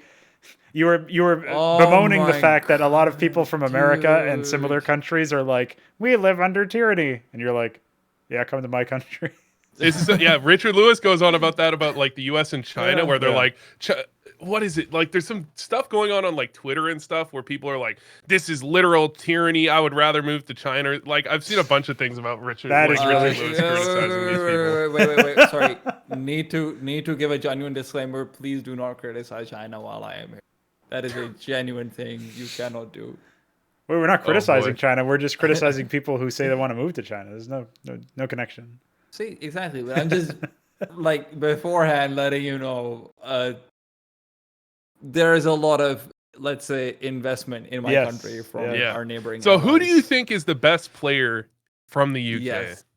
Yes, exactly. Messi. Anyway, now back to other topics. No, so there's this Reddit thread right now where it's the best CSGO player from every European country, okay? And they've got Mantu as the best UK-based player. He is Polish, but he's also UK. He's got a UK passport, I think. All right, well, we could say the same thing about Alex, but I feel like if you're going UK, it's Smooya. Yeah, but I think Smooya anyway, even over Mantu. Yeah, dude, I control F this thread, and there's like one mention of Smooya. Like everyone's like, "Where did you get this info? He's fucking Mantu is Polish. He's not even British." And it's like Smooya is clearly Smooya. And someone's like, "It's Alex," and it's not even close. Like, what the fuck? What? Yeah, have you seen Op Alex at CS Summit? Banging. Have you seen Cloud9 at any event recently? Yeah, that's another team that should be up there above VP. That's why VP's placeholder, because Cloud9 is not above them. Clearly, that team. SC Tag can't do anything on T sides. Price tag, dude. Price tag. Yeah.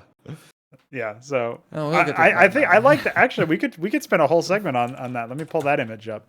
I'll put that in the chat as well. This best CSGO player. Here's the problem, man. I don't know which country's which. So I just see the player name, and I'm like, okay, that's what that country is. So I see Krims. Krims from Sweden, really? Sweden. Well, it depends if you're doing currently or all time, right? All time, it's got to be Olofmeister. 100%. No way. Yeah. Well, actually, Olofmeister had a really high peak. He was clearly a higher peak. No. I don't care. That's enough. We will. Krims has been so good for so long, dude. Don't care. Krims has been like a sick player for like. It's Olofmeister. He's like Krims is like the device of Sweden.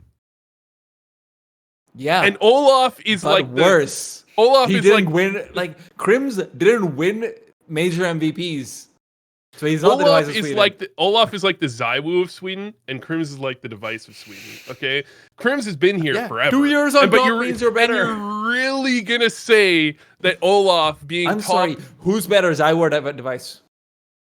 Device. That's what you just had to change up there. See, that's the point. That's the point. I mean, if you're talking about the GOAT debate, I would put device above ZywOo. If ZywOo's top 2 this year, then I put ZywOo above retired, device. Then we could have the conversation between them because GOAT is all time. But yeah, anyway, my point still is. Olofmeister's about to retire, so Olofmeister is retired. Okay, he is a retired player that occasionally launches CS and plays for a team. Okay, like this is he's literally got called back from the abyss, and they're like, Olaf, we know you've been playing a lot of WoW Classic recently. Please, we need you. Like, come play. You have to move your mouse in that too, right? yeah. You have to left click occasionally, so that should be good. Alexi B for Finland. You know, I feel like that's a clear suspect easy. That's call. really easy. Maybe. Surely, there's Sunny, Yampy. Sunny was Yampy is the first name that came to my mind. Yeah, Yampy was the person I thought as well. Yeah. And if you want to go like all time, it's probably Sunny or Alu. I don't even know why Alexi is on that list. It's got to be Alu for all time, 100%. Like his time on NIP was also really good, and then on Faith, like he could have stayed on Faith, and they would have still potentially had an era. I really don't get the Alexi B pick there. That's this is obviously, by the way, we are criticizing literally like one guy on Reddit who put this together. Yeah, I don't even know this isn't like a consensus. I don't even have the all of Reddit is against this. Like literally all the top comments are, where the fuck did you? Well, according to what? Your opinion? Yeah. Which obviously, that's a dumb question. Obviously, that's where this is according to. Like it's. Someone saying they should use the number 1 on Faceit in each region. Yeah. Dude, what are you talking about? Like, put it this way, the number 1 on Faceit, number 2 on Faceit for a country which has a very large population in Asia, I won't say which one, was boosted there by two of my best friends. So it's like face it, ELO doesn't really count for anything. I think I was like number 5 in Canada at some point too. I think top 5. Pakistanis have been top 50 in Europe playing on 160 ping. I would believe it. It's possible. I really like Necrogenesis being on this list. Like, that's a fucking blast from the That's past. an old name. I've never even heard that name in my entire life. Guys, okay, I don't want to be the host role over here, but I do not give a fuck about it. But can we move on? Bro, this is very important. God. Hey, well, this is a segue to save your bacon, so your Canadian bacon is better. Yeah, we saved your ass with this shit. I appreciate that. All right, so we've kind of gone all over the place, but one of the things that I want to tap back into is CS Summit specifically, because there's still a few things we can discuss here. So yeah, VP placeholder, we don't even need to talk about them. No, what do you guys actually make of VP taking this one? Because Vu, you watched a couple rounds of VP at CS Summit and rage quit the demo. What do you make of VP taking the trophy here? Is this a good event, good team? I don't know. I want to watch more VP. I want to really I want to watch this whole event and then come back and give a real opinion. I don't like talking out of my ass too much, and I've not seen enough VP to really tell you what I truly believe, because I like casually watched a couple games and then I went and really watched a couple games and I was like, I hate this. So now I gotta watch more games. What do you think, TeaTime? I didn't watch anything on Summit. Okay, gotcha. From VP, from VP at all. I just ignored their games. Didn't really care. It felt like it was a little too easy coming from somebody who watched a bit of all of the matches, not necessarily anything. And it was hard to watch this one since I don't like to do the typical what every Redditor says where they say they mute the casters. I don't like to do that, but DDK basically casted with no mic the entire time, so that was pretty rough for me. Like, their UI is really hard to watch, honestly. Oh, and the UI was also really weird. Like, really people were saying that they would have preferred the default UI, and I might agree with them. The default UI is not bad at all. It's not like it was back before the overhaul. Yeah. Like, the new default UI is genuinely a decent UI. Yeah. What's really weird is that this summit had some of like the higher tier teams. Like, in the past, the summits were like, okay, they were kind of top heavy. This one felt a little bit more even though obviously it was still top heavy to some degree. But we had Fnatic deploy Jackino. We had, or however you're supposed. How are you supposed to say Jack and Ho's name? How is this? Jack.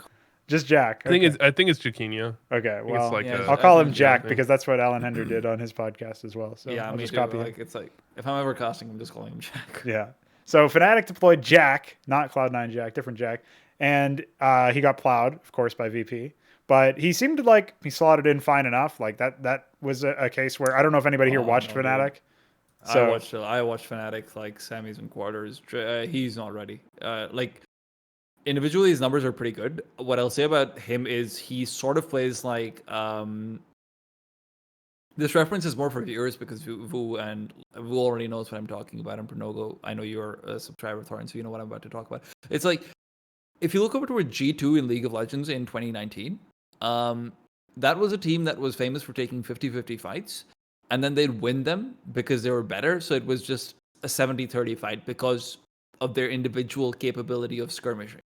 This looks like a player who's used to doing that all the time in FPL because the kind of peaks he's giving consistently are just insane. Like, he's jumping like in positions like on Mirage, when he's playing B anchor right below the balcony, he jumps left, then he jumps right. It's not just he walks left, then he jumps right. He jumps left and jumps right, does both those things. Those are much more punishable things. He has all of these habits that are incredibly punishable.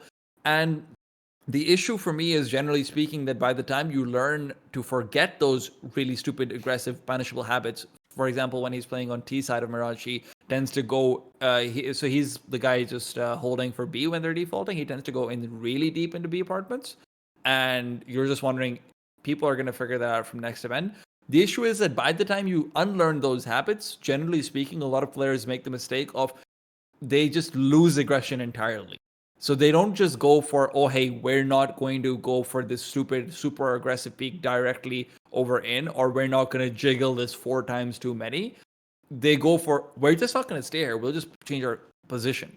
So right now, despite his numbers being high, and despite a lot of people saying that, he's doing well, I'll say this: the roles he's been put into, he's at least fulfilled those roles to a pretty satisfactory level, in the sense that he doesn't look uncomfortable in them.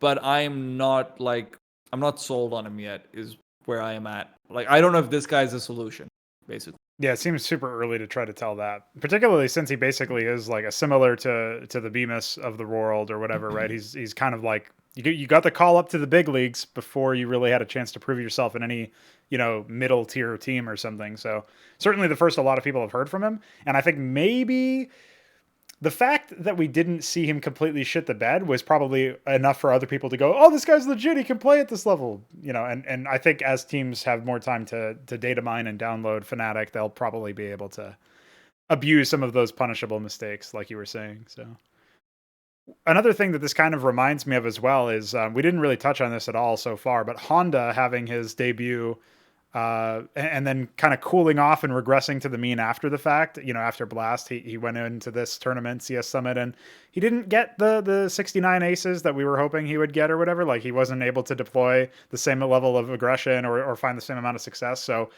based on that, I feel like maybe, like, he's clearly just a stand-in, and Fury are clearly dealing with the fact that they have a stand-in. But I'm a little worried that they might be sticking with Honda for a little bit longer if they intend to continue to compete in Europe, unless Junior can somehow get out of America and visa issues. So yeah, I have no idea what's going on with that. I do. Don't worry, guys. Hit us. Yeah, let's hear it. I'm not a big brain in this. Furia makes Honda look good for a couple more months just by, having a couple of great Reddit clips and, Honda going around like, shaking up his teammates, being like, yeah, it's okay, you're going to be fine even if you're having a bad game.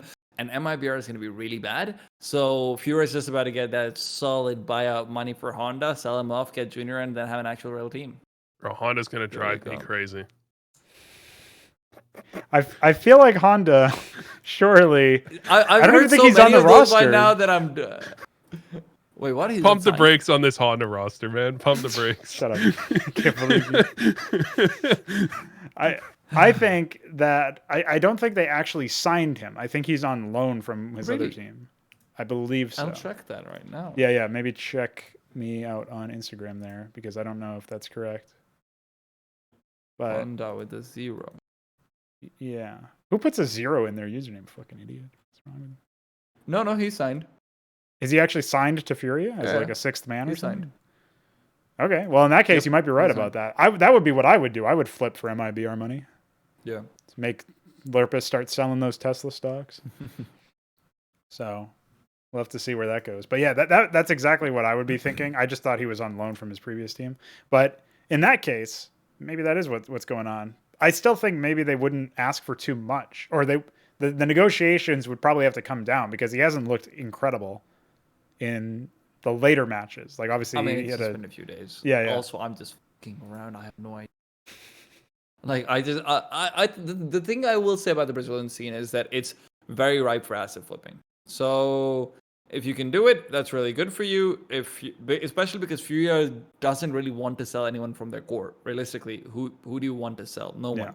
So if you can flip Honda, it's just a nice cash injection for Furia. That is true. Which you might need, because Junior might end up being bad for them, because they might have to switch to semi-English. I'm not sure about that. Well, Vu did say that at some point he read somewhere that Junior speaks Portuguese, so I think they're fine. Yeah. Based on that information. You'd say remaining on the team for Honda is too fast, too furious. This is like when you just kept saying, like, speaking of new starts in the previous episode, and I had to make that the title. Listen, guys, I'm 26 and I still have my kidneys. When are my adult knees going to develop? Wow. Vu is the dad joke man here. No, all right. Nothing on that one. Yo, why don't they just trade Honda for Josh Nissan? Wow. All right, let's move on. Yeah, we're gonna drive away from that one, I think.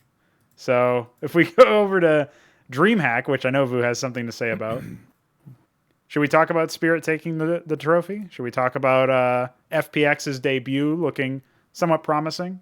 And should we talk about, well, we already talked about EG being shit, so I guess we could just talk about the other stuff. Yeah, I did have a slight question about FPX's debut, in that, like, I don't know. When a new IGL comes to a team and they immediately go into an event and do well, it's always something that I kind of write off to some extent because it's someone else's system and they're just working from that system. Yeah. And I think Chris J did, a few things individually different than you would see from Zen or from not Zen, sorry, from Crystal or Emmy. But I don't know if he's gonna have a great system. I kind of question what he's going to bring to the team longer term, how he's going to make things work, what that's going to look like. And he is a fragging improvement, but I feel like with IGLing, I don't know if he's going to be a huge fragging improvement for what I would expect would be a pretty different style, So I don't know, I'm not really sold on that necessarily just because they had one good event. Chris J's current form doesn't look too hot, like at least in mouse sports. It doesn't look that much better than Crystal, right? Which is what was like everybody was saying, that they were really confused that Crystal has been dropped for Emmy, who's not that much higher, and now Chris J, who's not that much higher. So what do you make of this, TeaTime? The thing is, I actually think Chris J is a very, very, very good pickup. Honestly, I thought that a lot of better teams should have tried to go for him as an in-game leader, especially teams that were just trying to build, because let's not forget, Chris J has one of the most impressive skill trees that there has been. He's played under God B. He's himself, I think he's played under God B at least. Maybe I'm wrong. I'm 80% God B sure was at some point with that mouse sports roster, yeah. Yeah, so he's played under God B. He's played under Carrigan. He himself has in-game led a team to being top 2 in the world, and throughout the year being top 5. Let's not write him off as if he hasn't proven himself as an IGL, or that there isn't very good reason to believe that this guy should be quite good, especially with younger talents, when that's pretty much been his career. So people like Marin and Farlig who need to be brought up, I think that's a really good guiding light from Chris J. I love this pickup, to be honest. I already like the old Godsend now FPX lineup quite a bit, and I think with Chris J, this should be a very big step up. I will say this, I think they've actually been using Crystal systems for a very long time. I didn't think they should have kicked Crystal in the first place, but if they'd replaced Crystal with Chris J, that would have made more sense. The interesting thing about this Godsend was something that I noticed in particular when I was prepping for the RMR, the DreamHack RMR that happened in October, is that they have this incredibly detailed, incredibly deep flowchart of things to do for the first 30 seconds of T side. And the issue was always that if someone got aggressive on CT successfully, they would just lose. Even if they traded evenly, because their flowchart would be thrown so out of whack, they'd just lose the round. So I didn't see that issue going away with Emmy either. I think Chris J really helps with that. And the idea of whether or not they need the firepower of Chris J, or whether he'll have firepower, that's a bit more iffy. I think Chris J will make a recovery. He has a tendency to reinvent himself pretty much every fucking year, one way or another. But it's not solid by any stretch of the imagination. You still have to wait for a while. I think it's a great roster move, though. This is one of the few roster moves which I see and I say, okay, this was a great in-game leader upgrade gamble. I'll put it that way. It is a gamble, though. I agree entirely. It's not secure at all. You seem hotter on this gamble than you do on the Fallen gamble. Is that just because... I actually think Chris J to Liquid would have been better than Fallen. Oh, get out. Get out. He also opted, right? So Exactly. I was the one who said Carrigan to Liquid should have been the move. But... You're actually obviously Carrigan to Liquid. You've got some good points, because Chris J has been Mr. Mouse Sports for so long that I kind of just think of him as Mouse Sports. But then it's easy to forget that Mouse Sports has been changed rosters so many times. It's just unbelievable. So when I think of Chris J, I usually equate him with one roster, but it's the roster that actually has a million different teams. Yeah. So yeah, I mean that you're actually making a lot of sense there. I think you've kind of drawn me in that direction.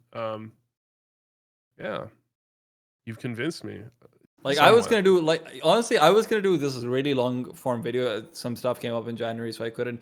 Really long form video explaining why Mouseport should have Chris J as their next IGL in Carrigan's place, or alternatively any team that's looking to make a new super team should at least try to, maybe not super team, but contender team should be looking to Chris Shea to start off their IGL. Like the guy's he's got way more veterancy. He's got way more coaches who have like coached him, way more IGLs, and he has IGL experience for a solid year of his team being like top 2 to top 5. That's really good. The one place where Chris Shea actually failed as an IGL was that he couldn't pivot his teams at any given point, which was one of the reasons why Mouse Sports sank down so hard when they did. You've had a Carrigan now. He's literally the master of pivoting. If you haven't learned anything from him, that's the biggest weakness he had. That's Carrigan's biggest strength. I can very feasibly see Chris Shea having another 3 years added to his career as an IGL, honestly. We'll have to see if he does it. He has the pieces, and FPX, like they have a well-rounded core. They should be able to break into the top 10 if they're going at it. I think. Is that where you think the ceiling is for this current lineup, or do you think they could go higher? So it honestly depends on how good Madden becomes. I don't think Farlig's going to be an upper. Like I think Farlig will be like Cajun B was in North when North was still like third best player on the team. Decent upper, he'll hit the easy shots. He won't be spectacular. Like that's what I've gotten from Farlig so far. Okay. Zen's a stud though. Oh baby, yeah, Zen's a stud. Are people overlooking Sticko in your opinion? Do you think that Sticko is like I've seen Sticko having some pretty good clutches. He seems like very reliable, and he used to be like the dedicated support player of old Mouse Sports too. But he seems to have reinvented himself a bit to be a bit more on the not necessarily aim star side, but a reliably aiming player in that sense. Sticko's very good, especially because, like I said before, the other part that people forget is Sticko was also part of rank 2 in the world Mouse Sports. It's not like the guy hasn't seen it all. Yes. And in a position now where you need that in a team which doesn't have that, I think Sticko's actually very well suited to this team. And even individually, he's picked himself up quite a bit with the new roles that Crystal allotted him. Though, now that Chris Shea is back, he might just be like, back off. This is go back to your supportive corner, or I'll bring snacks in again for $500,000. That was such an insanely stupid move. I can't believe that was real. I think Stika's really like almost kind of slept on. Like when I've watched him individually, he's so good. It's just I feel like he doesn't get put in a lot of the spots to like really show that off. His positioning's excellent though. You have to say that for sure. Yeah, I'm definitely keeping an eye out on the FPX team. I'm glad they finally made the org move. Like that org switch was like held in limbo for so long. I think Godsend was even named as the team to go there. Maybe a month or so after the heroic one fell off. Like it was a long time ago that it was said like Godsend were moving over, and they took felt like a year or something like that for them to actually get going. So props to them for finally doing it. Nice, good, and hey, their rebrand didn't completely suck, which is more than we could say for people like NIP. Yeah. So, have you seen the new NIP logo, Vu? Yeah, we discussed it on server time. Well, people might not know that. And I did not like it. I did not like it. Have you seen the video? Have you seen the video behind it? The one in Japanese. I haven't seen the video. I just know it's in Japanese. I'm not a fan of the new logo. I just feel like it's just one of those things where they're just like go really out there, and then they're gonna draw it back, and they're gonna like some ode to the old NIP shit, and then everyone's gonna be like, oh my god, it looks so much better. I hated the old one, and then you've got a decent logo basically. Yeah, they get that low expectation stuff coming in. Dude, the way that NIP video that showed the logo, it was like how COD shows Pakistan. It's just this terrible version of Japan that just barely exists, and it's just the most weeaboo thing I've ever seen from an esports organization. And I was a fan of Unicorns of Love. I don't get why they made the Japanese connection in the first place. Is it just because ninjas? Is that really the only reason? Because you'd think that maybe they would tap into some Swedish stuff. I don't know, like, or at least like if there was a partnership with some like Japanese regional brand or something, then I could see like, oh yeah, we'll lean into that. But Japan doesn't even have CS. It's not even like you're trying to get the Japanese CS market. Yeah, I don't quite get that. I wonder about that. The Japanese market, so to speak, must just be like fed up with Westerners taking the weeaboo stuff. Surely, like that's if it was like my cultural export and everybody was diving on it and using it for marketing, I'd probably be like, all right, this is I'm done looking at this. I mean, Japan themselves doesn't like weeaboos. Yeah, they that's call what I them mean. neats. Yeah, so I don't know. Bit odd, bit tone deaf from NIP. We'll see what they do. I hope that they at least change the color because that's like a little sickly to look at, that neon green stuff. Should we talk about Spirit at all? I feel like their rebrand was terrible, but their team results have been pretty good. Oh, what are you talking about? It looks like their new logo looks really cool on a sticker. I haven't seen the sticker. Their new logo is basically North, so. Yeah, someone was saying that they're irrelevant. Someone was saying their new logo would look great without that little weird lightning thing coming out from it. That's their tongue, dude. That's the dragon tongue. It's really I'm not a huge fan of that. I'm not loving that. Without that, it would look pretty sick though. Without that weird thing in the middle, I think it would look pretty sick. You're right, actually. I agree. Somebody should just Photoshop that one out, right? Or at least replace it with something that looks a little bit less like angly. I don't know why it's like that. It's very strange. I thought it was just the lower part of the dragon skull, honestly. It does look like that at first glance. It looks like a lightning bolt. A lightning bolt dragon skull? He's like tilting his head like I'm trying to like figure out what this is. Is it's it the tongue. Octopus? It's not the tongue. It is, yeah. The thing in the middle? No, it's not the tongue. It is. No, because the mouth is closed. If you look at where the eye is, the mouth is there and it's closed. No, it's not closed. Hold on. You can see where the lower jaw is, and it's like... I can't even find their new one on image search, which is pretty embarrassing. It's all good, guys. It's on stickers. That's what matters. Yeah, this new stickers have been pretty hilarious. People are... I don't know, man. I can't see it. I don't like it. Yeah, I'm not saying that just because it's the tongue, it's good. I think it's really dumb. It's not a tongue. The jaw is closed, man. No, the tongue, the lower part of the jaw is the last little crescent there. See, the issue is that the previous logo reminded me too much of American Dragon. That's a real issue. And if you haven't seen that, you've missed out. The only thing I thought you were initially talking about Dragon Tales. But no, American Dragon was American Dragon. It's like a reality show, right? Disney. What? No. This is Disney. Like. Oh, I'm thinking of Dragon's Den. Yeah, that's British No. anyway. That's not even American. So whatever. Wait, Dragon's Den is British? I'm pretty sure. Oh, Shark Tank is American. Right. Fair enough. I don't know, man. I'm an esports guy. I don't know any pop culture references. I have no social American development. Dragon and Kim Possible were my jam. Call me, beat me if you want to reach me. If you want Danny Phantom was pretty good. It was. I remember Danny Phantom. That was pretty good. Danny Phantom was like I was getting out of the childhood, and there was like still like there was cartoons that I hated, and then there was cartoons that I could stand, and Danny Phantom was in the middle. Danny Phantom was dope. Vu and I are the same age, so we basically had the same How old are TV you probably. guys? 26. So. You don't look 26. Yeah, everybody tells me I look older. You look at least 40. Thank you. I try to put my best foot forward. No. Some people tell me I look in my mid 40s, and at some point I'm just like, dude, the problem isn't me. The problem is your eyes. Like the problem is like if you're like you look like my grandma. It's like no, the problem isn't. This isn't a comment about me. This is a comment about you. Maybe their grandma is just really young looking. You don't know.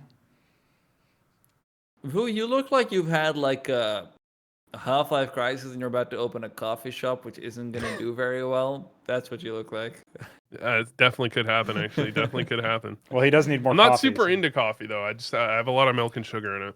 That's what the crisis is about. What if he needs to start putting honey in, obviously, just to link it back to the beginning. Makes it all good. So if we talk briefly about Open NA, DreamHack Open NA, Extra Salt and Pain and Rebirth were like the main teams I wanted to pick, which turns out is 3 out of 4 because there were only 4 teams at this event. Why? But so Pain ended up taking it over Rebirth. Nobody expected Rebirth to go to the finals, I don't think. People thought Extra Salt surely would because of the star power of their name. How are we rating these like middle of the pack or I guess lower tier North American teams? Because for me, I felt like it's cheap to say that Rebirth cheesed their way into the finals, but it felt really weird that Rebirth won over Extra Salt. It felt like Extra Salt just didn't even play the game. Extra Salt had a week of practice, in all fairness. Yeah, like so maybe 10 days or so. Oh, okay. Yeah. So maybe that's why. Yeah, they didn't have a lot of practice. Yeah, I mean, Fang's pretty inexperienced. Definitely big shoes to fill Floppy's role. I think the first time they played, it really felt like Rebirth just kind of like they just ran away with it. I almost like wrote that one off. I still really expected Extra Salt to win the second time they played. Second time they played, you could just tell that who's on Rebirth? That Extra Salt were just not together. They were just not playing their level. Rebirth was Zodic, Wrath, Retchy, Carson, and one other player. Is it Curry? I'm sorry, if it has Exotic on it, I'm out. It's got Zodic on it. Yeah, Exotic is really cool, man. He had a lot of flicks. There's a lot of players on that roster that are like they'll just steal a map for you. Yeah. So if you play Extra Salt, who's like they try to be coordinated, but they're not quite there yet necessarily with the current roster, you can definitely steal some games. I'll say I think I watched nothing of the DreamHack Open NA, but I did cast the Open qualifiers. Yes. I liked what I saw from Fang. I think he's definitely got the chops to do something. Whether he'll be floppy, hell no. I don't think so. At least not for another year or two, at the very least.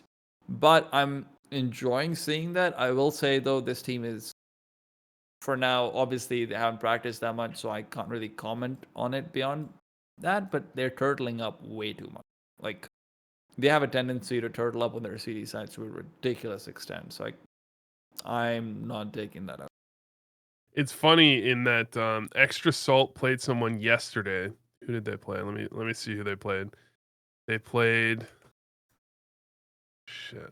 They played Eclipse and they won 16-4, 16-6. And someone from Eclipse tweeted basically saying Extra Salt is like super readable. Like we should never be losing to them. And then JT's just like, thanks for the input, buddy. Like we just got fucking shreked. You got shreked and you're going to say we're super readable. I mean, if they are readable, hey, he just killed me. Hey, they're going to kill me next round too. Hey, they're going to win next round too. Hey, what's up, boys? Call me Glaive because I know what's happening next. Yeah, I've got you guys downloaded. You're going to hit some shots. I know it. So I feel like the key takeaway anyway from DreamHack Open NA is that it definitely felt significantly less competitive than the European event, which is like no-brainer. Of course, that's going to be like that for NA, it feels like. But I was kind of hoping that Extra Salt would gel a little bit better together, even with the limited practice. I don't know if Pain is like a serious contender. And I think Rebirth struggle against a lot of the other teams that are of their level on a consistent like day by day basis. So their showing here feels a little bit like aberrant. It feels like it's a bit of an anomaly.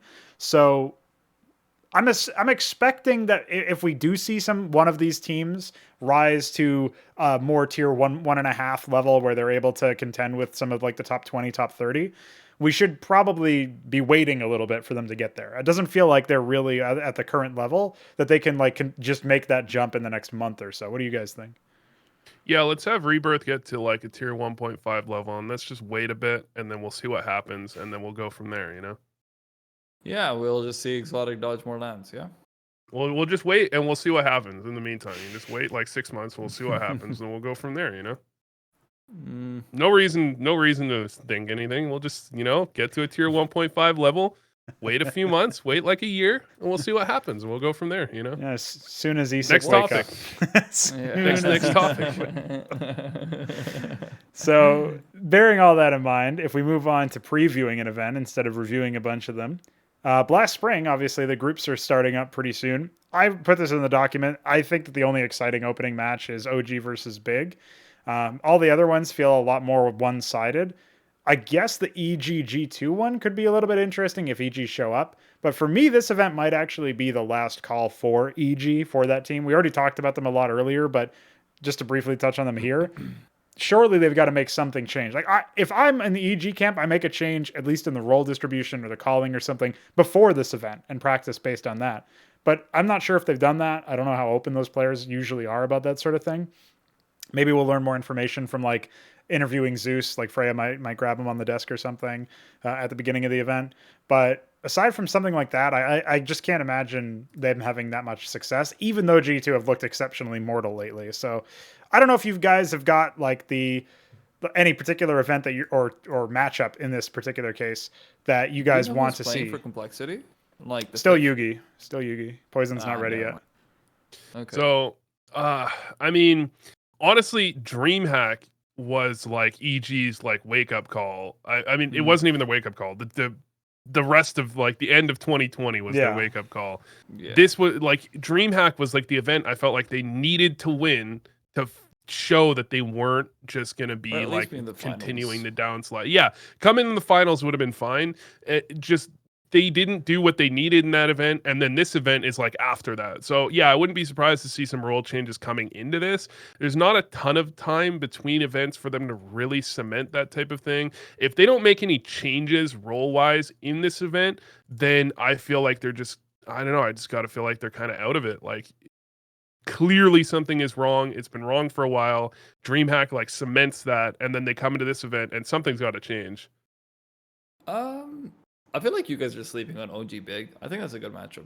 That's the matchup that I said was the only one that was particularly exciting out of all of the ones that I'm seeing. Sorry, I thought you said EGG2. My bad. Yeah, EGG2 could happen if EG actually shows up, but I don't think it will.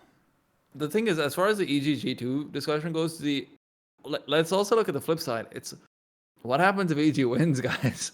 Like, yeah, I'm just saying, and it's not impossible. It's genuinely not impossible. It could happen. EG could win. Then they just get out by Vitality, surely, in the upper final.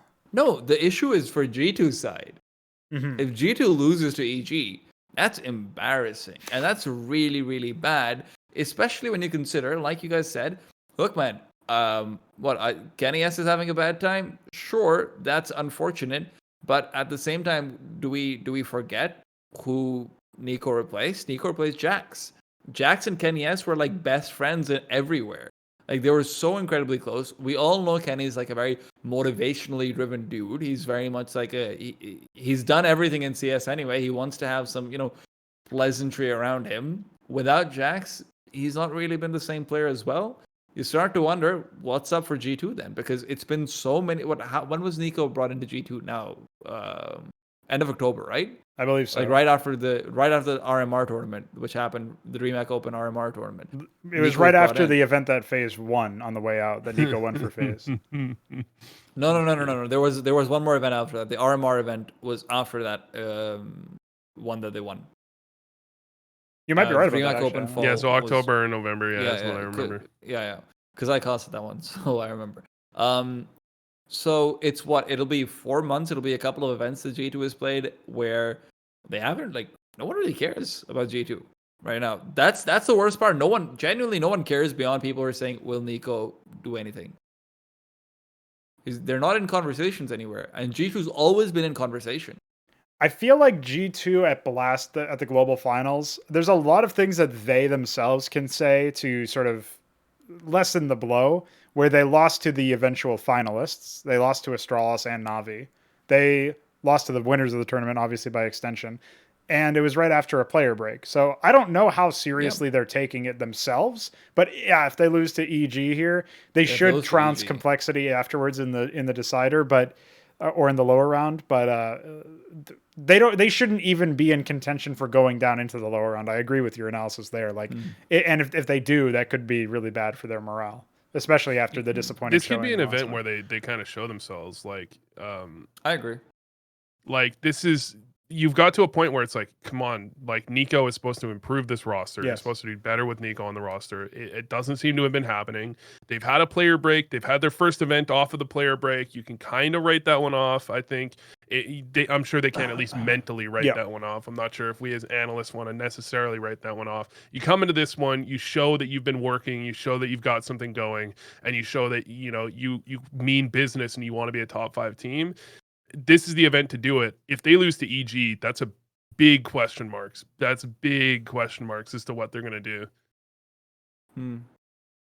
On the flip side, what the event that you were talking about with OG Big, that particular matchup, TeaTime, I think that one will probably deliver the most close match out of any of these.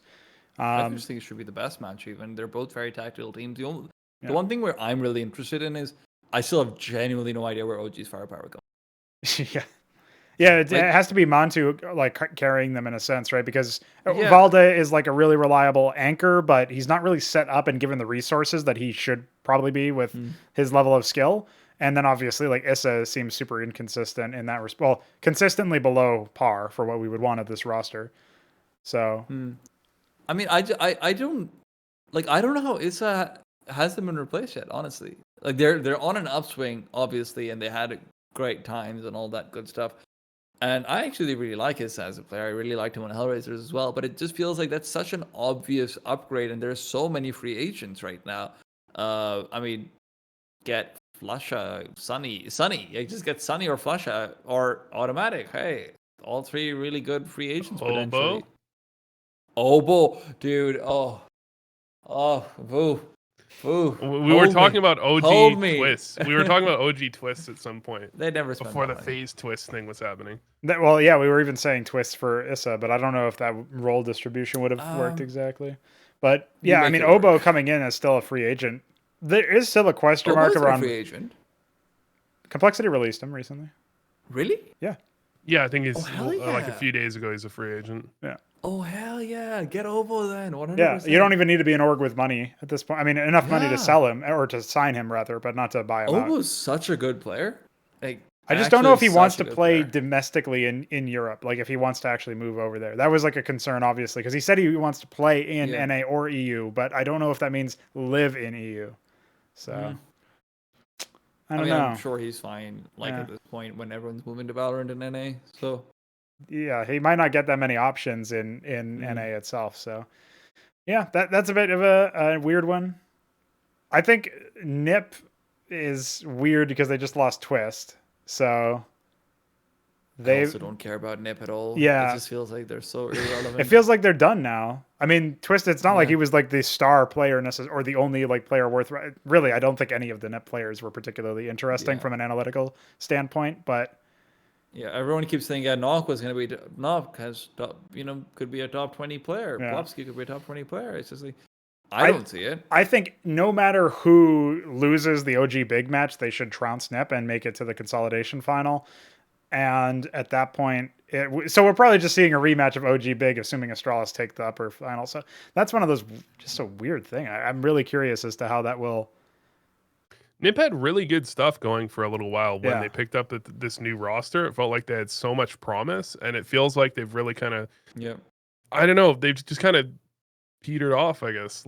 I think the lack of res being in a fragging role is actually really badly impacting them, because a lot of the hype around NIP for me, I mean, individually for me personally, was always, I thought res would be a fragger.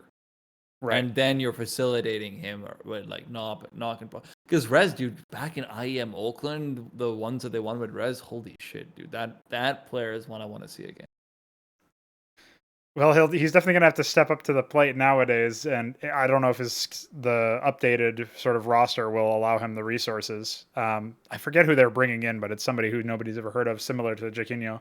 So that's like another question mark.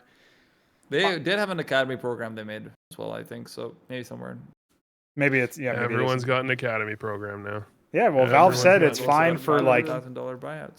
MIBR Gaming to exist. So when that match went on, they were like, yeah, it's fine. Don't worry about it. So yeah, I guess aside from that, it's just Group C with Navi MIBR, which we already kind of touched on earlier. FaZe Liquid, I think this is the last FaZe without Kerrigan event, if I'm not mistaken. If I had to guess, I would imagine he comes in before I am Katowice. But so if I was TeaTime, I'd be predicting Liquid to lose this before Kerrigan shows up. Yeah, I mean Kerrigan's not there yet. In all fairness, and this would be an embarrassing loss to Liquid, is all I'm saying. I agree, because I don't think Twist becomes good until Kerrigan comes, in my opinion. Well, he did have like a pretty good send-off event. He looked like he was kind of freed a little bit. Yeah, but that's also still in Liquid though. It's the team you've known for a long time. Maybe if you're just kind of a new team. Because FaZe could just be kind of pugging this one out if they know Kerrigan's coming. You know, they could just be pugging it out a little bit, and I think that's an environment that maybe Twist does fairly well in. You know, just feeling confident and just feeling like he knows the players he's playing against, so he can kind of like, you know, he can kind of predict what's going to happen. I could see him being confident in that, but I mean, Liquid really should just win this one. Like, there should be no question that they win this. And then we get that rematch. The Navi Liquid rematch would come into play, I think. And then we get to see if Fallen hits his easy shots. Yeah, exactly. I don't know if it's ever easy to hit Boomich when he's running around with an MP9, but... No, I'm not talking about those shots, honestly. I'm talking about some genuinely really easy ones. Yeah. But no, I will say this. I actually think the test for Fallen will not be the next series. I think it's actually FaZe. Because one thing you do sort of want to have against a Puggy team is you want an Opera who's hitting his shots. Yes. Not getting crazy or anything, but a Puggy star power team. I feel like that's the ultimate test of a baseline of an Opera. If you're hitting shots there, you're probably going to be okay. If you're not, then you're kind of screwed. Yeah, if they're just throwing like basic Opera in front of you too.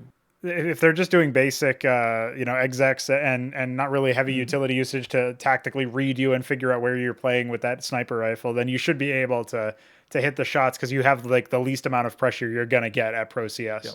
And if he does all right against FaZe, I have more faith in Liquid then. Right. If he doesn't do all right against FaZe, even if they win that series, I feel like you've really got to start raising an eyebrow, even on Vu's face. Well, Vu's raising his eyebrows just like Liquid are climbing. Drag it up, right? Liquid are going to be raising his eyebrows by climbing up to top 2, remember? So that was the prediction. Yeah. What if the year ends with Astralis, Liquid, FaZe, and then you're both right? Astralis fall off. Vitality number 1, Liquid number 2. Astralis number 4. I didn't say Astralis would be number 1 in all fairness. I just said FaZe would be top 3. It's going to be Vitality, Liquid, who knows, and then Astralis. Like, he's leaving your room there. Could be Navi, could be Big, could be G2, could be Furia. Could be G2. Ooh, definitely couldn't be EG. Yeah. All right. Hey, EG could make it, all right, to top 12. Could be MIBR. Could be Mibber. I believe in Bolts more than Fallen as an IGL at this point. Is Bolts actually calling that roster? No, I'm joking. I'm genuinely joking. I still believe in Fallen more. Who was that? Who was that player who was on Brazilian player on Liquid before Taco? I can't remember. Steel. It was Brazilian Steel. Steel. Yeah, he was really nice. He was actually decent in game leader when he was on Liquid as well. Yeah. I mean, I feel like that's it for Blast. So like, there's not really that many other interesting storylines to draw from. Yeah, I have to agree there. We've already been going for a little bit of around 2 hours now, so even though there's like stuff that we could continue talking about, we can certainly call it here as well. I know it's getting super late for you. I've been tired for the last 45 minutes. Wow. I'm not gonna lie. Yeah, I feel like this has been obvious. I used all my energy on Liquid being number 2, and then he was done as soon as he was finished. And that was it. That's all I had, man. That's all I had. It takes a lot of energy to make bold predictions, as TeaTime surely knows. So. Well, like that. In that case, they're not bold. Okay, they're all calculated. I'm wired into the system. There you go. Well, wired definitely, because you have to be to stay up till 3:30 in the morning your time to be on the show. So we appreciate your time in that sense. No worries. Thank you, Evan. Yeah, absolutely. I was just curious if you had anything to plug. You said you were going to make a video at some point, and then stuff came up in January. Yeah, do you have plans to do that more in the future? I mean, Chris Shea got picked up, so. Oh yeah, well. In all fairness, like my big old content piece that I've been planning for 6 months and doing all the demo research on just went to shit. So this is exactly how all my like super interesting stuff goes. It's either it happens or it's like it goes the other way, or it's like, well, at this point I've done weeks of research and it's no longer relevant to the current discourse. So what's the point in making the video? Like, I actually timed some stuff perfectly for the player break. So I had like a couple of very interesting things in mind. Because like it was fairly obvious for a while that Twist would probably be removed from Liquid at one point or the other. Really? Because I heard Richard Lewis willed this in reality. Yeah, clearly. Just has it out for because Richard Lewis doesn't have the hair that Twist does. Yeah, so I wanted to talk about like I had one video planned for like which EU team would be the best for Twist to join. Like for me, it was I didn't have faith because I didn't actually think that they'd get Karrigan on there. For me, it was Mousesports. I thought that Mousesports would actually end up picking. I didn't know the Karrigan's like contract deadline, but I did want him under Karrigan. It was this Chris J video. Then it was another video where I was going to explain why Zen is a player that anyone who's building an A-tier team that they want to later upgrade into an S-tier team, then you want Zen on your team for sure. And then like one or two other wild roster move type things, which I wanted to make. But then all of the planning went to shit because January was fucking terrible. It was certainly a different start to a year. Yeah. I would like to highlight, by the way, in the last podcast, I predicted Alex would be opping, and he was in fact opping, and there was absolutely no behind-the-scenes knowledge that informed me of this. This was not a cheat prediction in any way, shape, or form. But also, one last prediction: SC Tag will continue to be bad on T side of everything. I wonder how long it's going to be until Jack just ejects Henry G from the seat that he's currently in. I'm just like, every time I think about Cloud9 now, I've said this like twice now. It's just like Henry G goes out last in the tournament. At least I can look forward to Moses losing. Yeah. Moses comes second. That was pretty amazing. All right, well, I guess that brings us to the close of this episode of ELO Heaven. Thanks to all the viewers who joined and tuned in live. We appreciate you. And once again, shout out to TeaTime for his very late tenure here in this show, since it's like we said, it's bordering on 4 a.m. for him. So there you go. That's thank you, Bradley. Absolutely. It's actually the first time a talk show I've done which I am not hosting myself. So thank you. Yeah. Feels good to sometimes it's the be first, on the really. time. Yeah, I think so. What do you make of that? You got some thoughts you want to share? You gonna give him some live feedback right now? It's kind of toxic, to be honest. TeaTime, I think you're a little bit negative. A little bit hypercritical. Yeah. I've heard I'm pretty negative. It's okay. He fits right in. Then it's fine. So that'll do it. Double negative cancels out, right? Like that's how it works. Yeah, then we become positive together. I was actually more positive on this podcast than I've ever been in my entire life. I made you positive. That's what I do. It's what I do, guys.